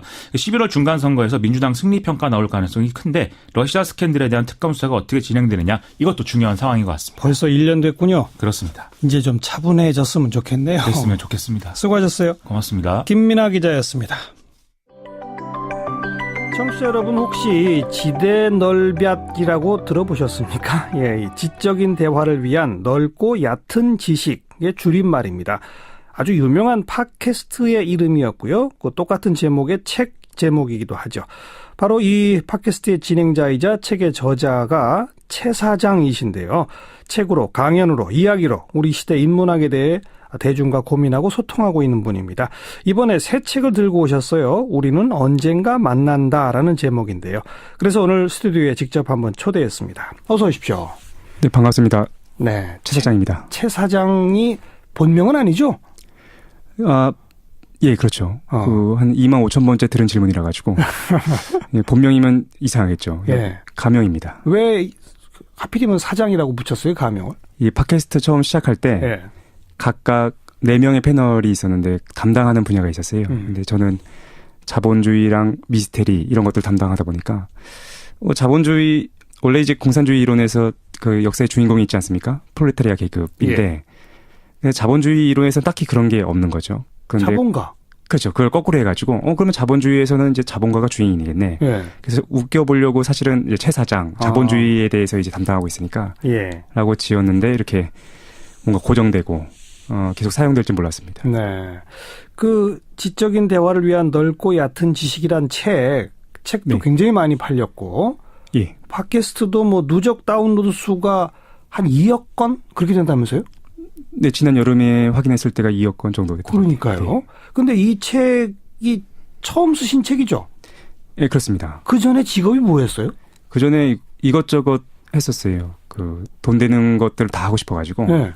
취업도 하고 창업도 하고 그 누량제에서 아이들도 가르치고 그러다 마지막에 잡았던 직업이 전업투자자 생활을 했습니다. 그러니까 학원 강사. 창업은 뭐 하셨어요?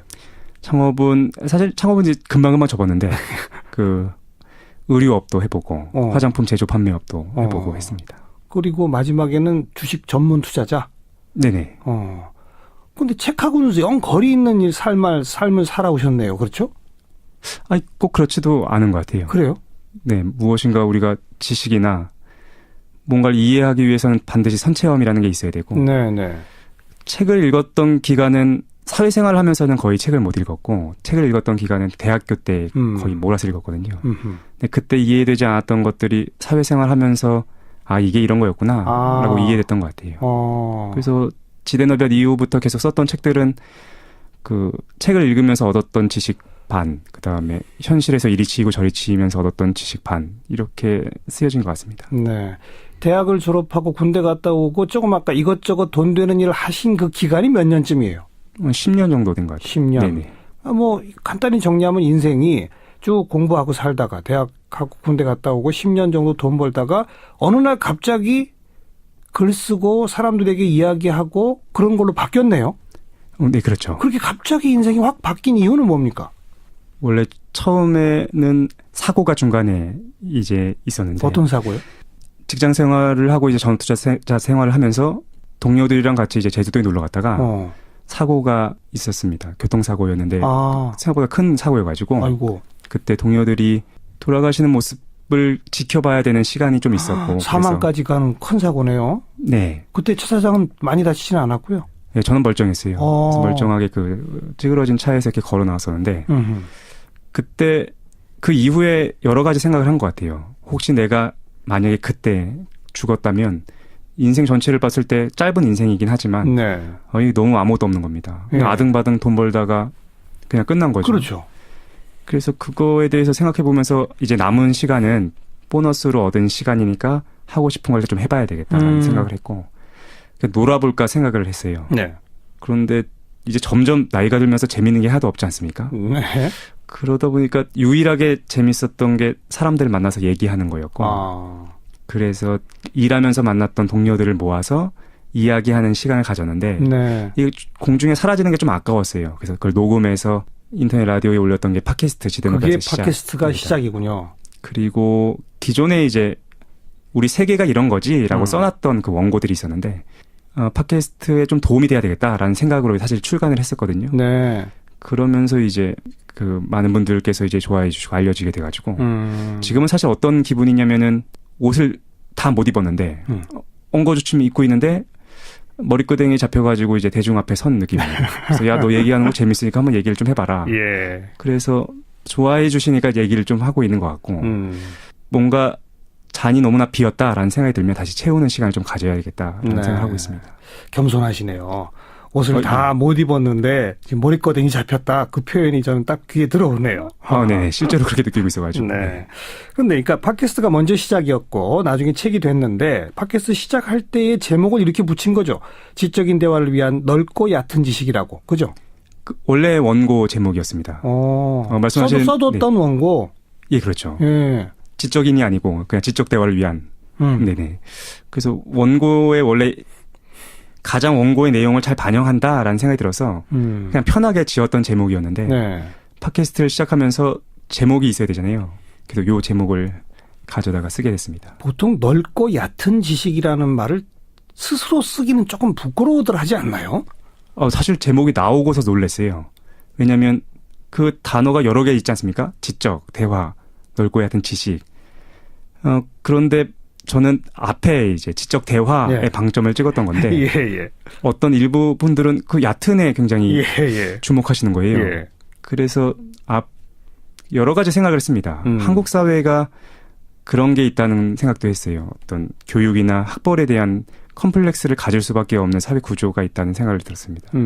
왜냐하면 모든 사람들이 뭐 공부를 해야 된다, 좋은 대학에 가야 된다라고 얘기하지만 인구 전체를 놓고 봤을 때 굉장히 소수의 사람들이 가잖아요. 네. 그러니까 정규 교육을 받고서 졸업한 사람들은 대부분 내가 공부를 못하는 사람이었구나라는 컴플렉스를 가지면서 졸업하게 되는 구조라는 생각이 들었고 우리가 얕은 지식에 대해서 굉장히 민감하게 반응하는 이유가 사실은 어떻게 보면 그 교육의 구조에서부터 비롯된 건 아닌가라는 생각을 좀 하게 됐습니다. 굉장히 심오하게 제 말을 받아들이시는데 보통 우리 그냥 상식적으로 책을 쓴다 그러면 어느 분야를 깊이 있게 파서 좁지만 깊은 어떤 성찰을 가지고 그것이 자기 마음과 머릿속에 차고 흘러넘칠 때 그게 책이 되고 그럴 때 많은 사람들이 감동을 준다. 뭐 우리 그런 상식적인 생각을 갖고 있잖아요.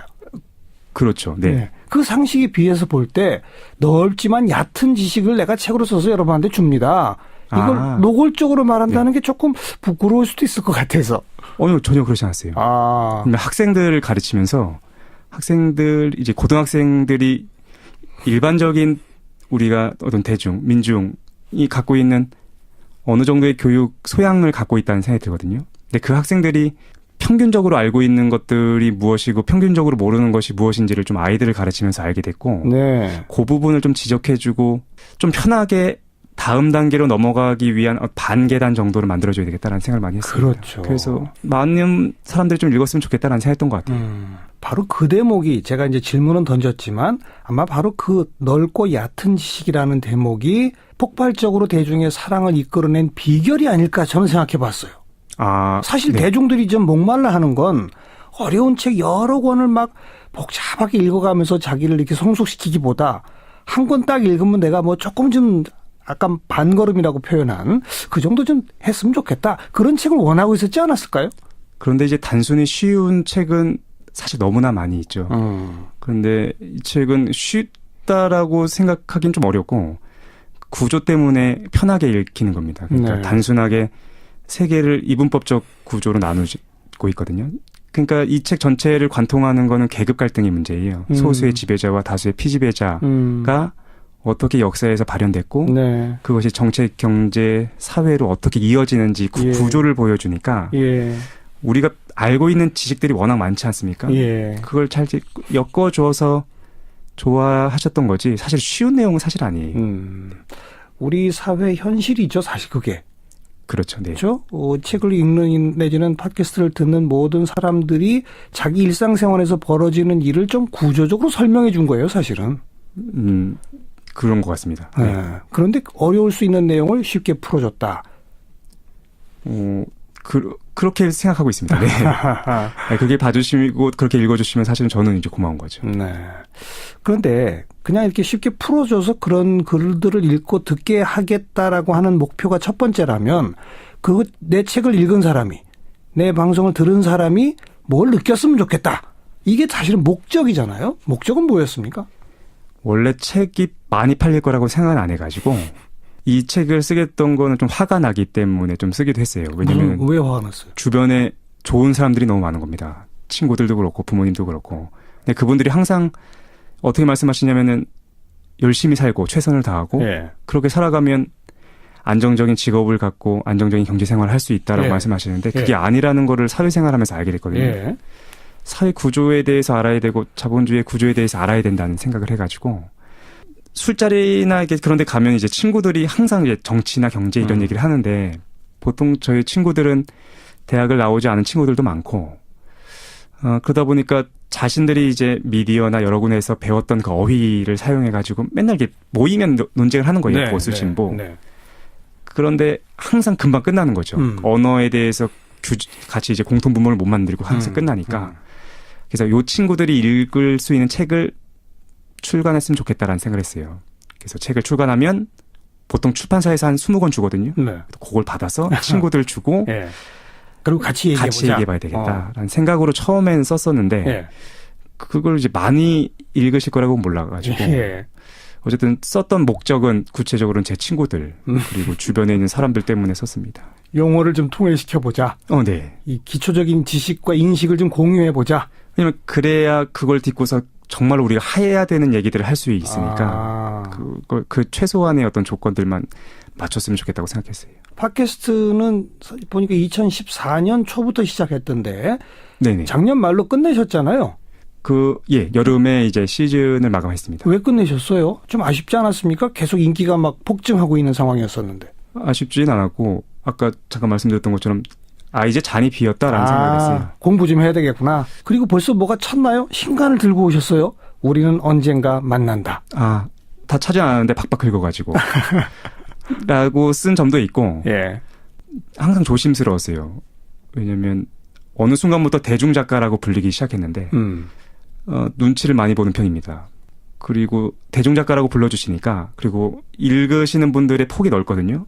그분들을 좀 만족시켰으면 좋겠다라는 생각 때문에 지대너비앗 이후에 뭐 시민의 교양이나 11계단이나 끊임없이 좋아하실 만한 내용들을 계속 썼어요. 진짜 하고 싶은 얘기는 못 쓰고. 그래서 진짜 하고 싶었던 관심사나 하고 싶었던 얘기는 우리의 의식이나 신비 이런 얘기들이거든요. 그런 책으로 제 신간이 나오게 됐습니다. 우리는 언젠가 만난다라는 제목 결국 관계에 대한 책 맞습니까? 뭐와 뭐의 관계에 대한 책입니까? 처세술에 대한 책은 아니고 제가 인간관계에 너무 이제 허약해가지고 관계에 대해서 써봐야 되겠다라는 생각을 할 수밖에 없었던 이유가 기존에 나왔던 책들이 지대너비앗이나 시민의 교양은 우리 세계를 쓰고 있거든요. 세계, 사회, 역사 뭐 이런 대목이죠. 그리고 11계단이라는 책에서는 그 세계 위에서 걸어다니고 있는 자아에 대한 문제를 다루고 있는데 결국 필연적으로 자아와 세계의 관계에 대해서 쓸 수밖에 없겠구나라는 생각을 했고 네. 그런 점에서 출발했던 책이거든요. 그래서 관계를 추상적으로 좀 접근했습니다. 우리가 이 세상에 던져져가지고 나라는 존재가 맺을 수 있는 관계가 뭐가 있나? 그럼 기본적으로 타인이 있을 거고. 사람과 사람. 그렇죠. 그다음에 세계가 있지 않습니까? 나와 사회 뭐 이런 거. 사회도 있고 마이크도 있고 아니면 이념적인 거나 문화적인 것도 있고. 그래서 그걸 세계라고 썼고. 네. 그리고 궁극적으로 우리가 죽음이라는 것과도 관계를 맺는다고 생각했어요. 왜냐하면 그건 부재, 존재하지 않음과 내가 관계 맺는 방식이니까. 그리고 하나 더 해서 그러한 관계들이 직접적으로 이루어지지 않으니까 그 가운데에서 매개해주는 매개체, 언어, 도구, 이야기들에 대한 내용을 쓰게 됐습니다. 그래서 총 4챕터로 돼 있어요. 네. 타인, 세계, 도구, 죽음. 그 4가지로 이야기를 전개하고 있습니다. 이게 이렇게 들으면은 이게 야 너무 어려워 보인다 라는 생각이 들 수도 있는데 그래서 그걸 잘게 쪼개가지고 그렇죠. 한 40개 정도의 이야기로 쉽게 읽을 수 있고 금방금방 끝나는 에세이로 묶게 됐어요. 상대적으로 과거 책보다는 좀 철학적 사색에 가까운. 그렇죠. 왜냐면은 하고 싶은 얘기를 해봐야 되겠다라고 생각했기 때문에. 알겠습니다.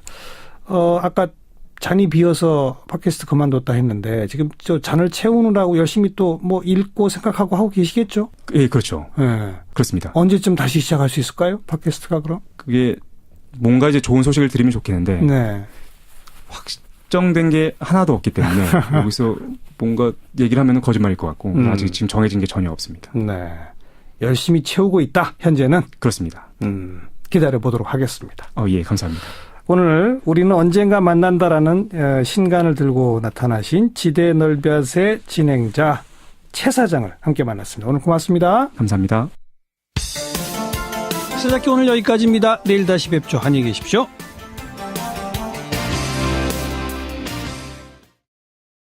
구심력 강화가 과연 될까요?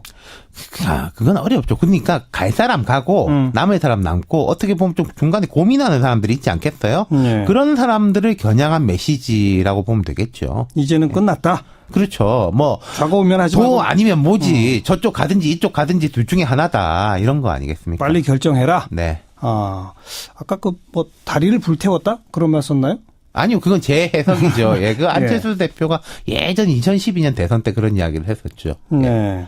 그러니까 돌아갈 길이 없다, 이제. 그렇죠. 예. 그리고 또 최근에 유승민 대표는 통합에 대해서 아직 확실히 결심한 건 아니다. 뭐 이렇게 좀 애매한 표현도 있었잖아요. 그런 부분에 대해 가지고도 오늘 선언으로 해 가지고 이제 뭔가 그 좀 종지부를 찍으려고 하는 거겠죠. 네. 자, 두 당 이제 갈 길은 이미 정해졌네요. 얼만큼 함께 가게 될지 그것만 남은 문제겠군요. 그렇습니다. 네, 수고하셨습니다. 감사합니다. 윤태곤 실장이었습니다. 시사잡기 1부 마무리 짓겠습니다. 잠깐 뉴스 들으시고요. 7시 5분 2부에 다시 옵니다.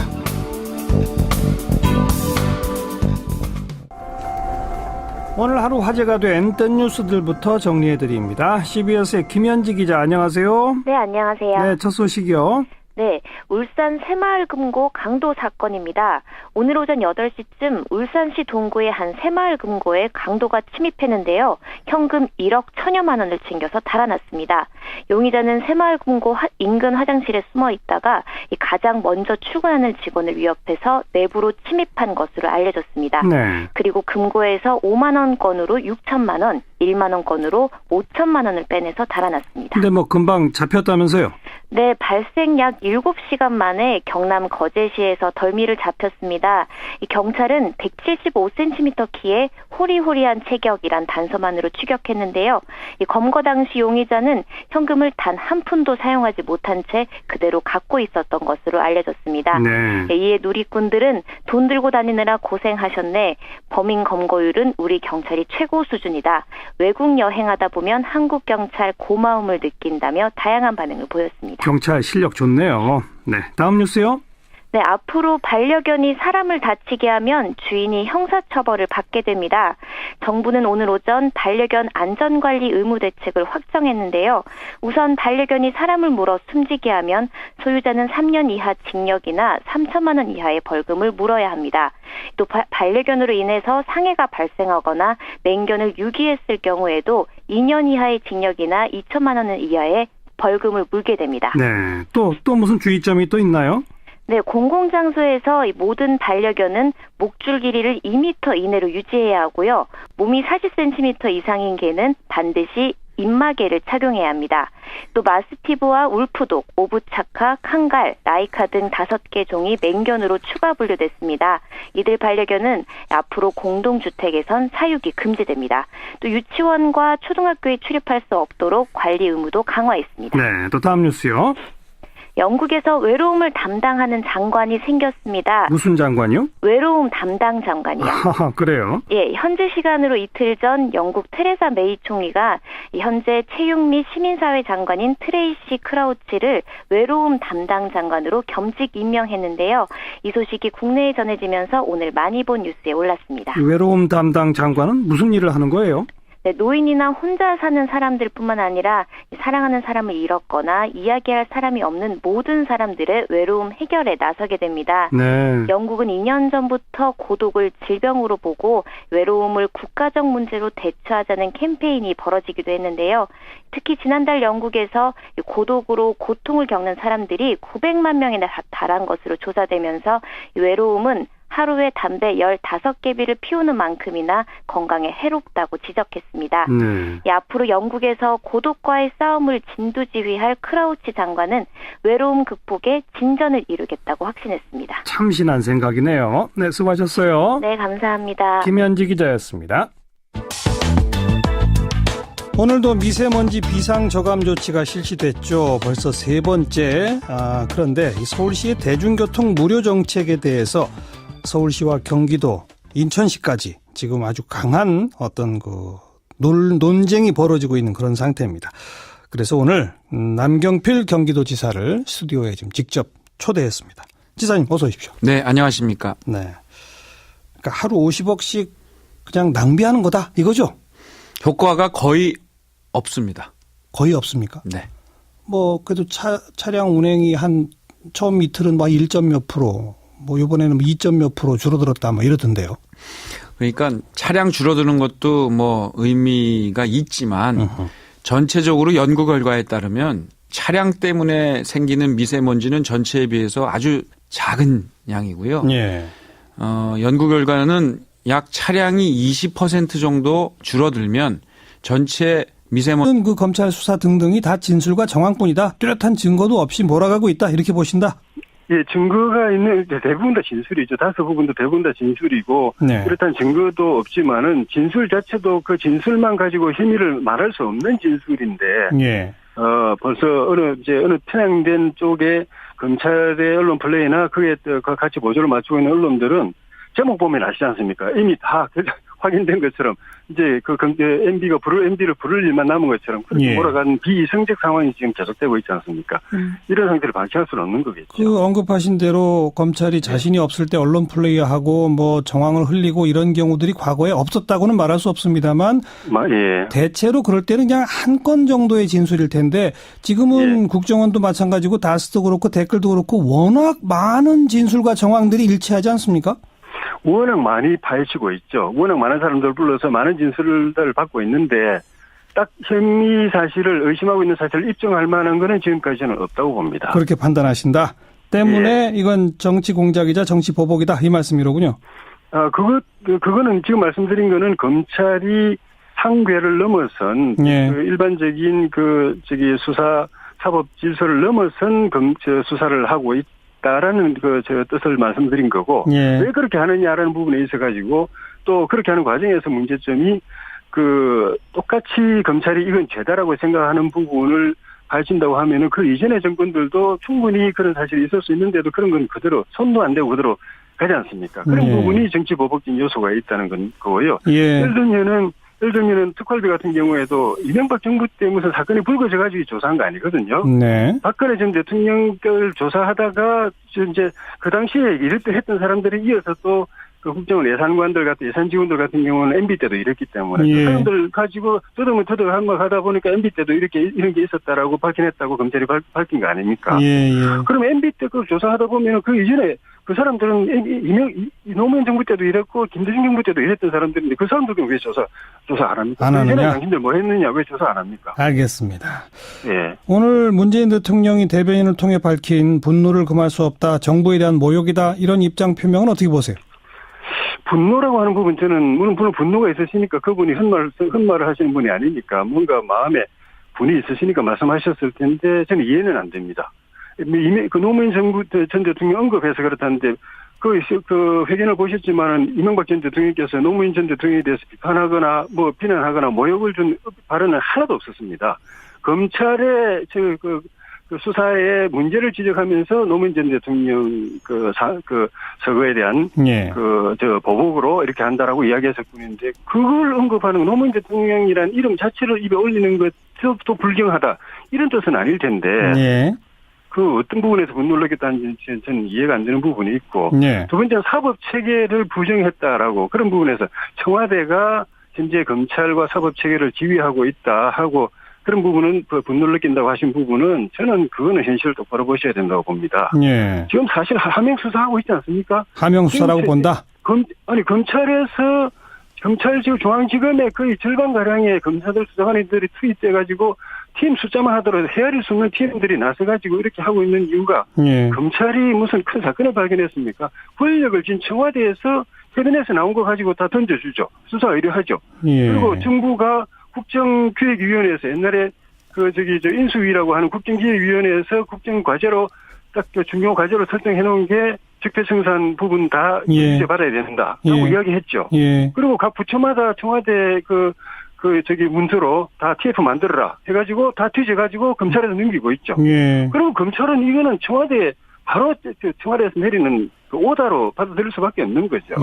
그런 수사를 하게 만들면서 우리가 마치 청와대가 검찰을 좌지우지하는 것처럼 말한 데 대해서 분노를 느낀다?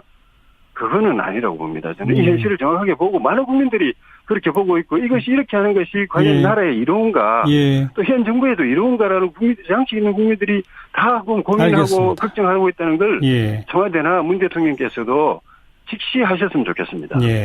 몇 차례 이명박 전 대통령 측에서 나온 얘기라 그냥 짧게 한 말씀 물어볼게요. 노무현 정부 때의 국정원 특수활동비 등등에 대해서 무슨 증거와 자료를 갖고 계신 게 있나요?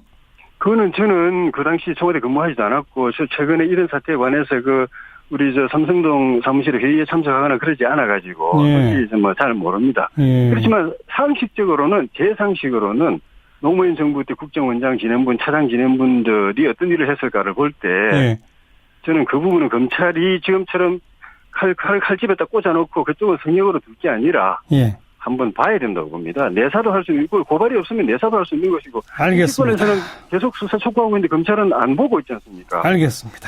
여기까지 듣죠. 고맙습니다.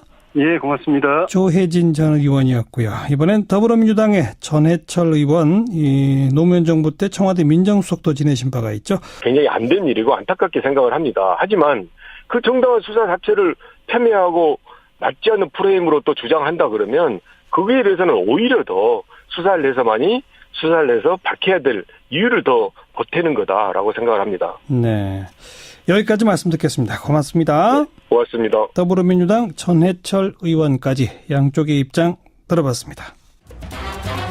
윤태권 실장 어서 오십시오. 네, 안녕하세요. 오늘 안철수 대표, 유승민 대표 통합 선언을 했죠. 예, 둘이 이제 나란히 서가지고 국회 정론관에서 기자회견을 열고 통합 공동선언을 발표했어요. 네. 지향점, 비전, 정치개혁 의지에 대해서 국민들에게 소개를 하고, 그리고 지금 국민의당 내부 반발이 여전하지만은 합당 추진을 이제 밀어붙인다. 이런 의지를 확인하기 위한 거 아니겠습니까? 두 대표가 한 대목씩 이렇게 또 나눠서 읽더라고요. 네, 그러더라고요. 뭐라고 말했어요?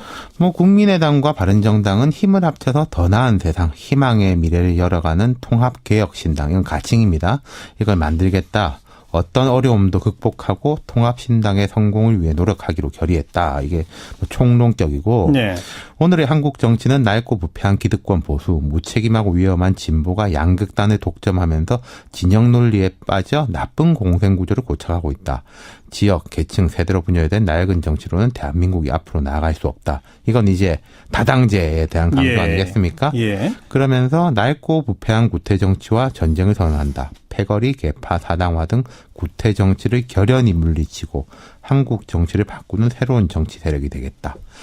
부정부패는 성역 없이 뿌리 뽑겠다. 유능한 젊은 인재들에게 과감히 문호를 개방하겠다. 이렇게 이야기했어요. 예.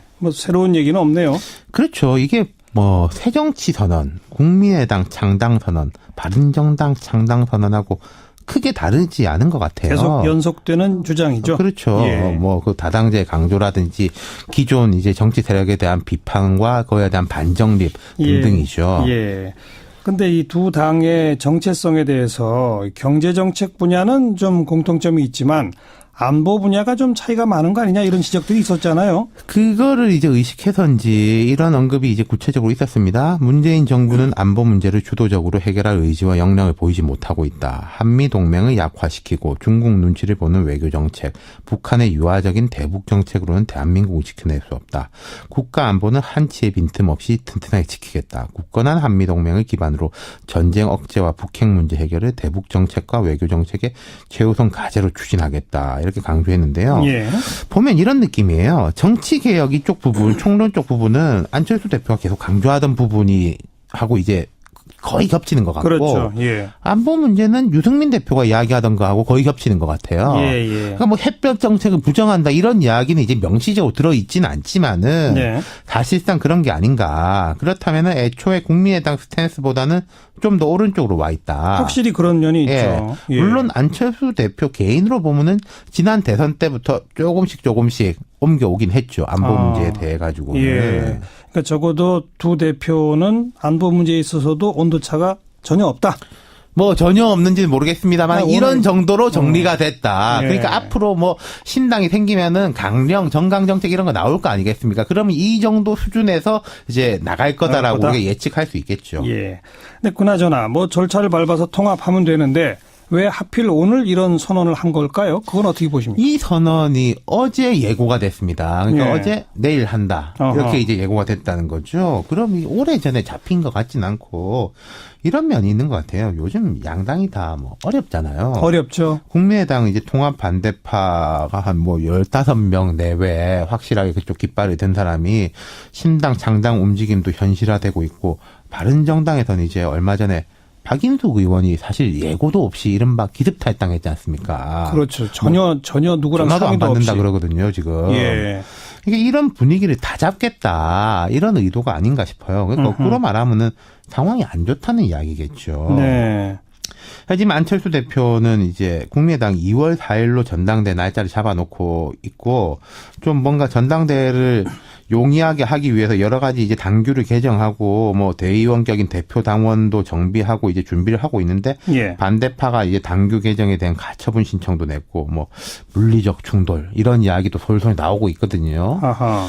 그리고 바른정당도 이제 남경필, 김세연, 박인숙 의원까지 이제 탈당을 해가지고 한국당에 다 복당을 했지 않습니까? 이분들 그렇죠. 그대로 다. 예. 그리고 추가 탈당 가능성까지 나오고 있기 때문에 그럼 내부 결속을 다진다. 말하자면은 다리를 불태웠다. 그리고 원심력을 이제 좀 차단하고 구심력을 강화할 이런 필요성. 거기다가 국민들한테 대한 메시지 이런 걸 것 같아요. 많이 들었겠지만은 기정사실입니다. 이렇게 가는 겁니다. 라는 거를 보여주고 싶었던 게 아닌가. 오늘의 이 세레모니는. 근데 이런 통합 선언을 한다고 해서 두 당의 내부 결속과 전해철 의원 안녕하세요. 예, 안녕하십니까. 먼저 어제 이명박 전 대통령의 입장 표명 어떻게 평가하세요? 일단 현재 검찰 수사는 정당한 절차에 의해서 하고 있습니다. 그런데 이를 돌아가신 노무현 전 대통령님을 폄훼하고 또 거론하면서 이야기하는 것은 전직 대통령으로서 지켜야 될 최소한의 도리를 위반한 정말 부적절한 있을 수 없는 일이라고 생각을 하고요. 예. 현재 상황을 보면 이명박 정부 때 국정원 특수활동비 유용 혐의에 대해서 관여했던 비서진들이 이명박 정부 때 비서진들 2명이 적법하게 구속이 됐거든요. 영장이 발부돼가지고. 그리고 또 이명박 대통령과 정치적 행보를 같이 했던 원세훈 전 원장은 민간인 댓글 부대를 운영했다든지 MBC 등 방송사를 장악하거나 문화예술계 블랙리스트 이런 혐의를 가지고 지금 기소되거나 재판받거나 수사를 하고 있거든요. 사실 그 노무현 전 대통령님과 관련해서 논두렁식이라든지 태강실업 세무조사 등에 대해서도 아주 부적절한 정황이 있음에도 불구하고 저희들이 상당 부분 자제하고 절제하고 정당하게 수사해야 된다라고 이제 이야기를 하고 있는데 그 과정에서 이명박 대통령이 이런 이야기를 했다는 것은 정말 옳지 않고 그것은 말로써 위중한 범죄 혐의를 덮으려고 하는 거 아니냐라고밖에 생각할 수가 없습니다. 네. 오늘 문재인 대통령의 입장에 대해서 아니 어제 이명박 전 대통령이 노무현 전 대통령을 뭐 비판하거나 공격한 것도 없는데 왜 거기서 분노를 느끼는지 모르겠다 이런 반응 어떻게 보세요?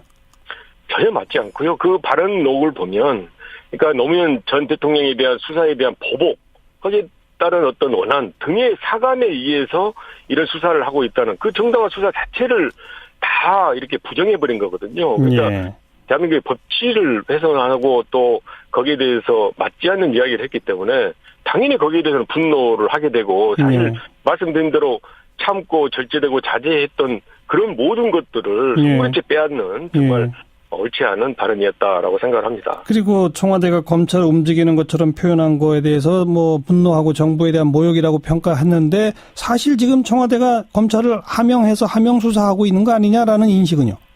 전혀 그러지 않습니다. 그러니까 그런 이야기를 할 때는요.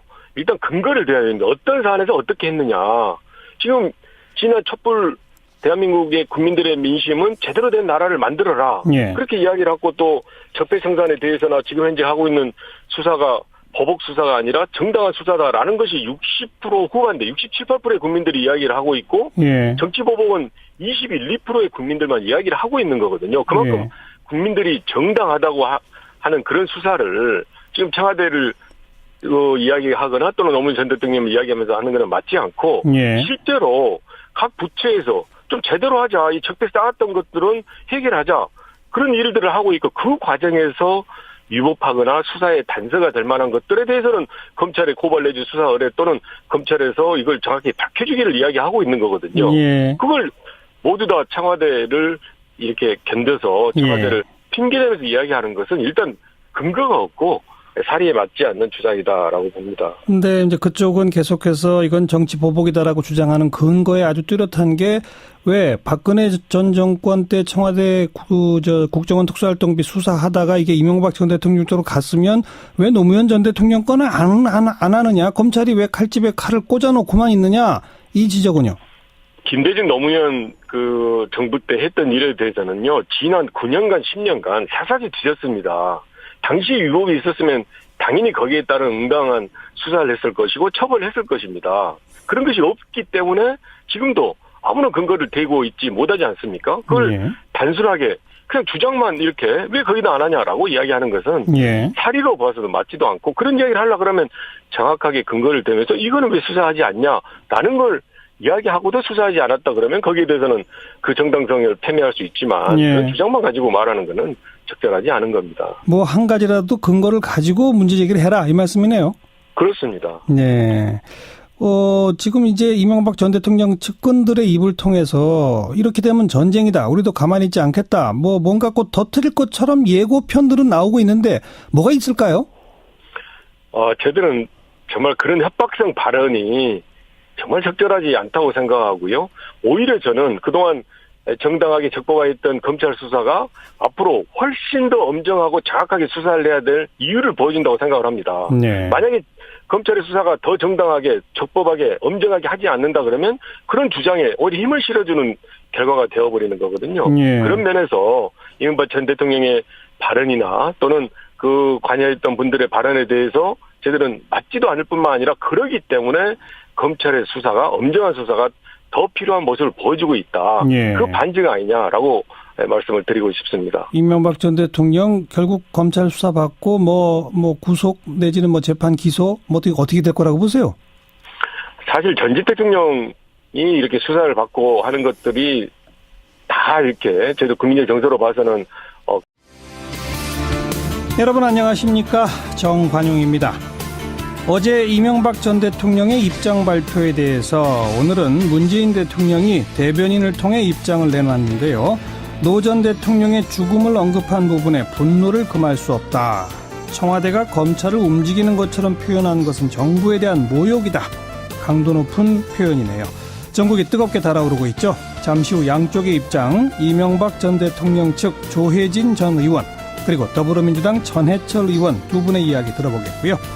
7시 5분 시작되는 2부에서는요. 남경필 경기도지사를 스튜디오에 직접 초대했습니다. 미세먼지 논란 등 현안 관련해서 나눌 이야기가 참 많은데 어제 이재명 성남시장의 인터뷰와 한번 비교해서 들어보셔도 좋을 것 같네요.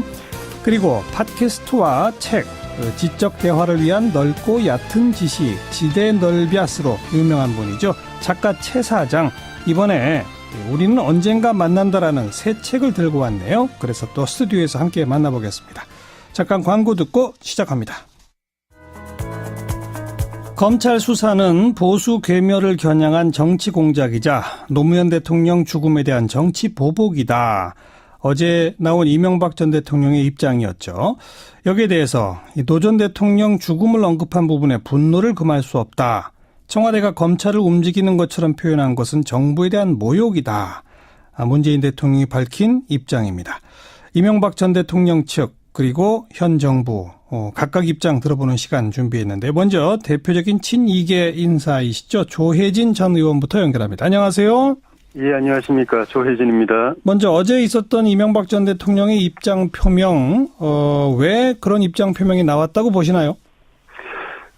일단 본인을 향한 정치 보복 수사가 이제는 그 선을 넘어가지고, 본인을 모셨던 밑에 아래 사람들이 다치는 상황까지 가게 되니까, 예.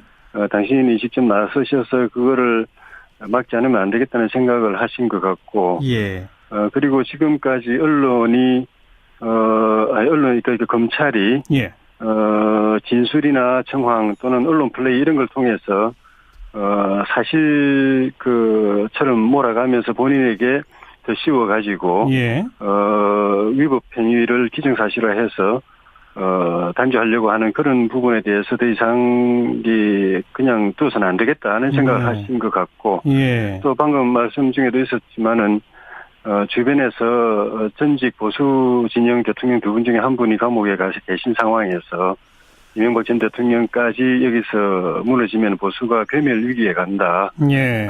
뭔가 이렇게 구심점으로 재가를 해야 된다는 주변의 조언도 예.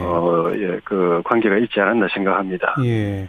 검찰은 근데 국정원 특수활동비에 대한 아주 구체적인 증거들을 수집해가지고 두 사람을 구속영장 청구해서 법원에서도 영장이 발부되지 않았습니까?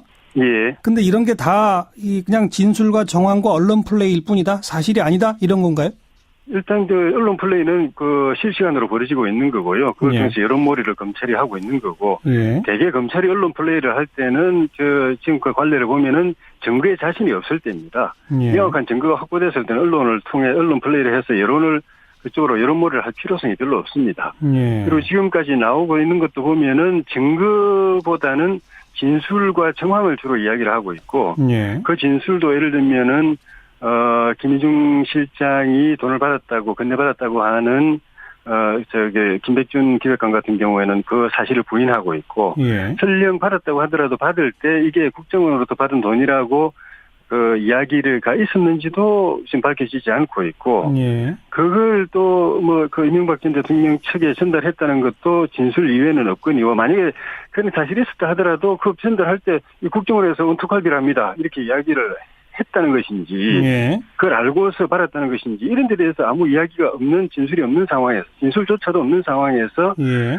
그것을 이명박 전 대통령이 박근혜 전 대통령처럼 지시를 하거나 보고를 받거나 하면서 돈을 받아서 알고서 돈 받고 썼다는 쪽으로 거의 몰아가고 있지 않습니까? 예. 그래서 그걸 기정사실화해서 검찰에서 부르기 직전 단계처럼 몰아가고 있는데 예. 이거는 정도를 벗어난 그 수사죠. 김희중 전 실장 같은 경우에 국정원에서 받은 돈을 달러로 환전해서 김민옥 여사한테 주었다는 것까지도 구체적으로 증언을 했다는데요. 예, 그건 이제 진술이죠. 진술법이다. 제시한 건 아니고. 예. 그리고 상대 받았다고 하는 그쪽 행정관의 이쪽 사람들의 이야기도 들어봐야 되는 것이고. 예. 또 가령 그 가정해서 그걸 받았다고 하더라도 받을 때 줄 때 이 국정원에서 온 돈입니다라고 이야기했는지. 예. 그것도 또 확인을 해야 되는 것 아니겠습니까? 예. 그렇지 않았다면 그냥 일반 행정 예산으로 다 생각하고 받았을 텐데 그거는 죄가 될 수가 없는 것이죠. 예. 그런데도 불구하고 이미 죄가 되는 것처럼 다 몰아가고 있는데 문제가 있는 겁니다. 그러니까 지금 국정원 특수활동비뿐 아니라 다스 관련 또 댓글 관련 예. 모든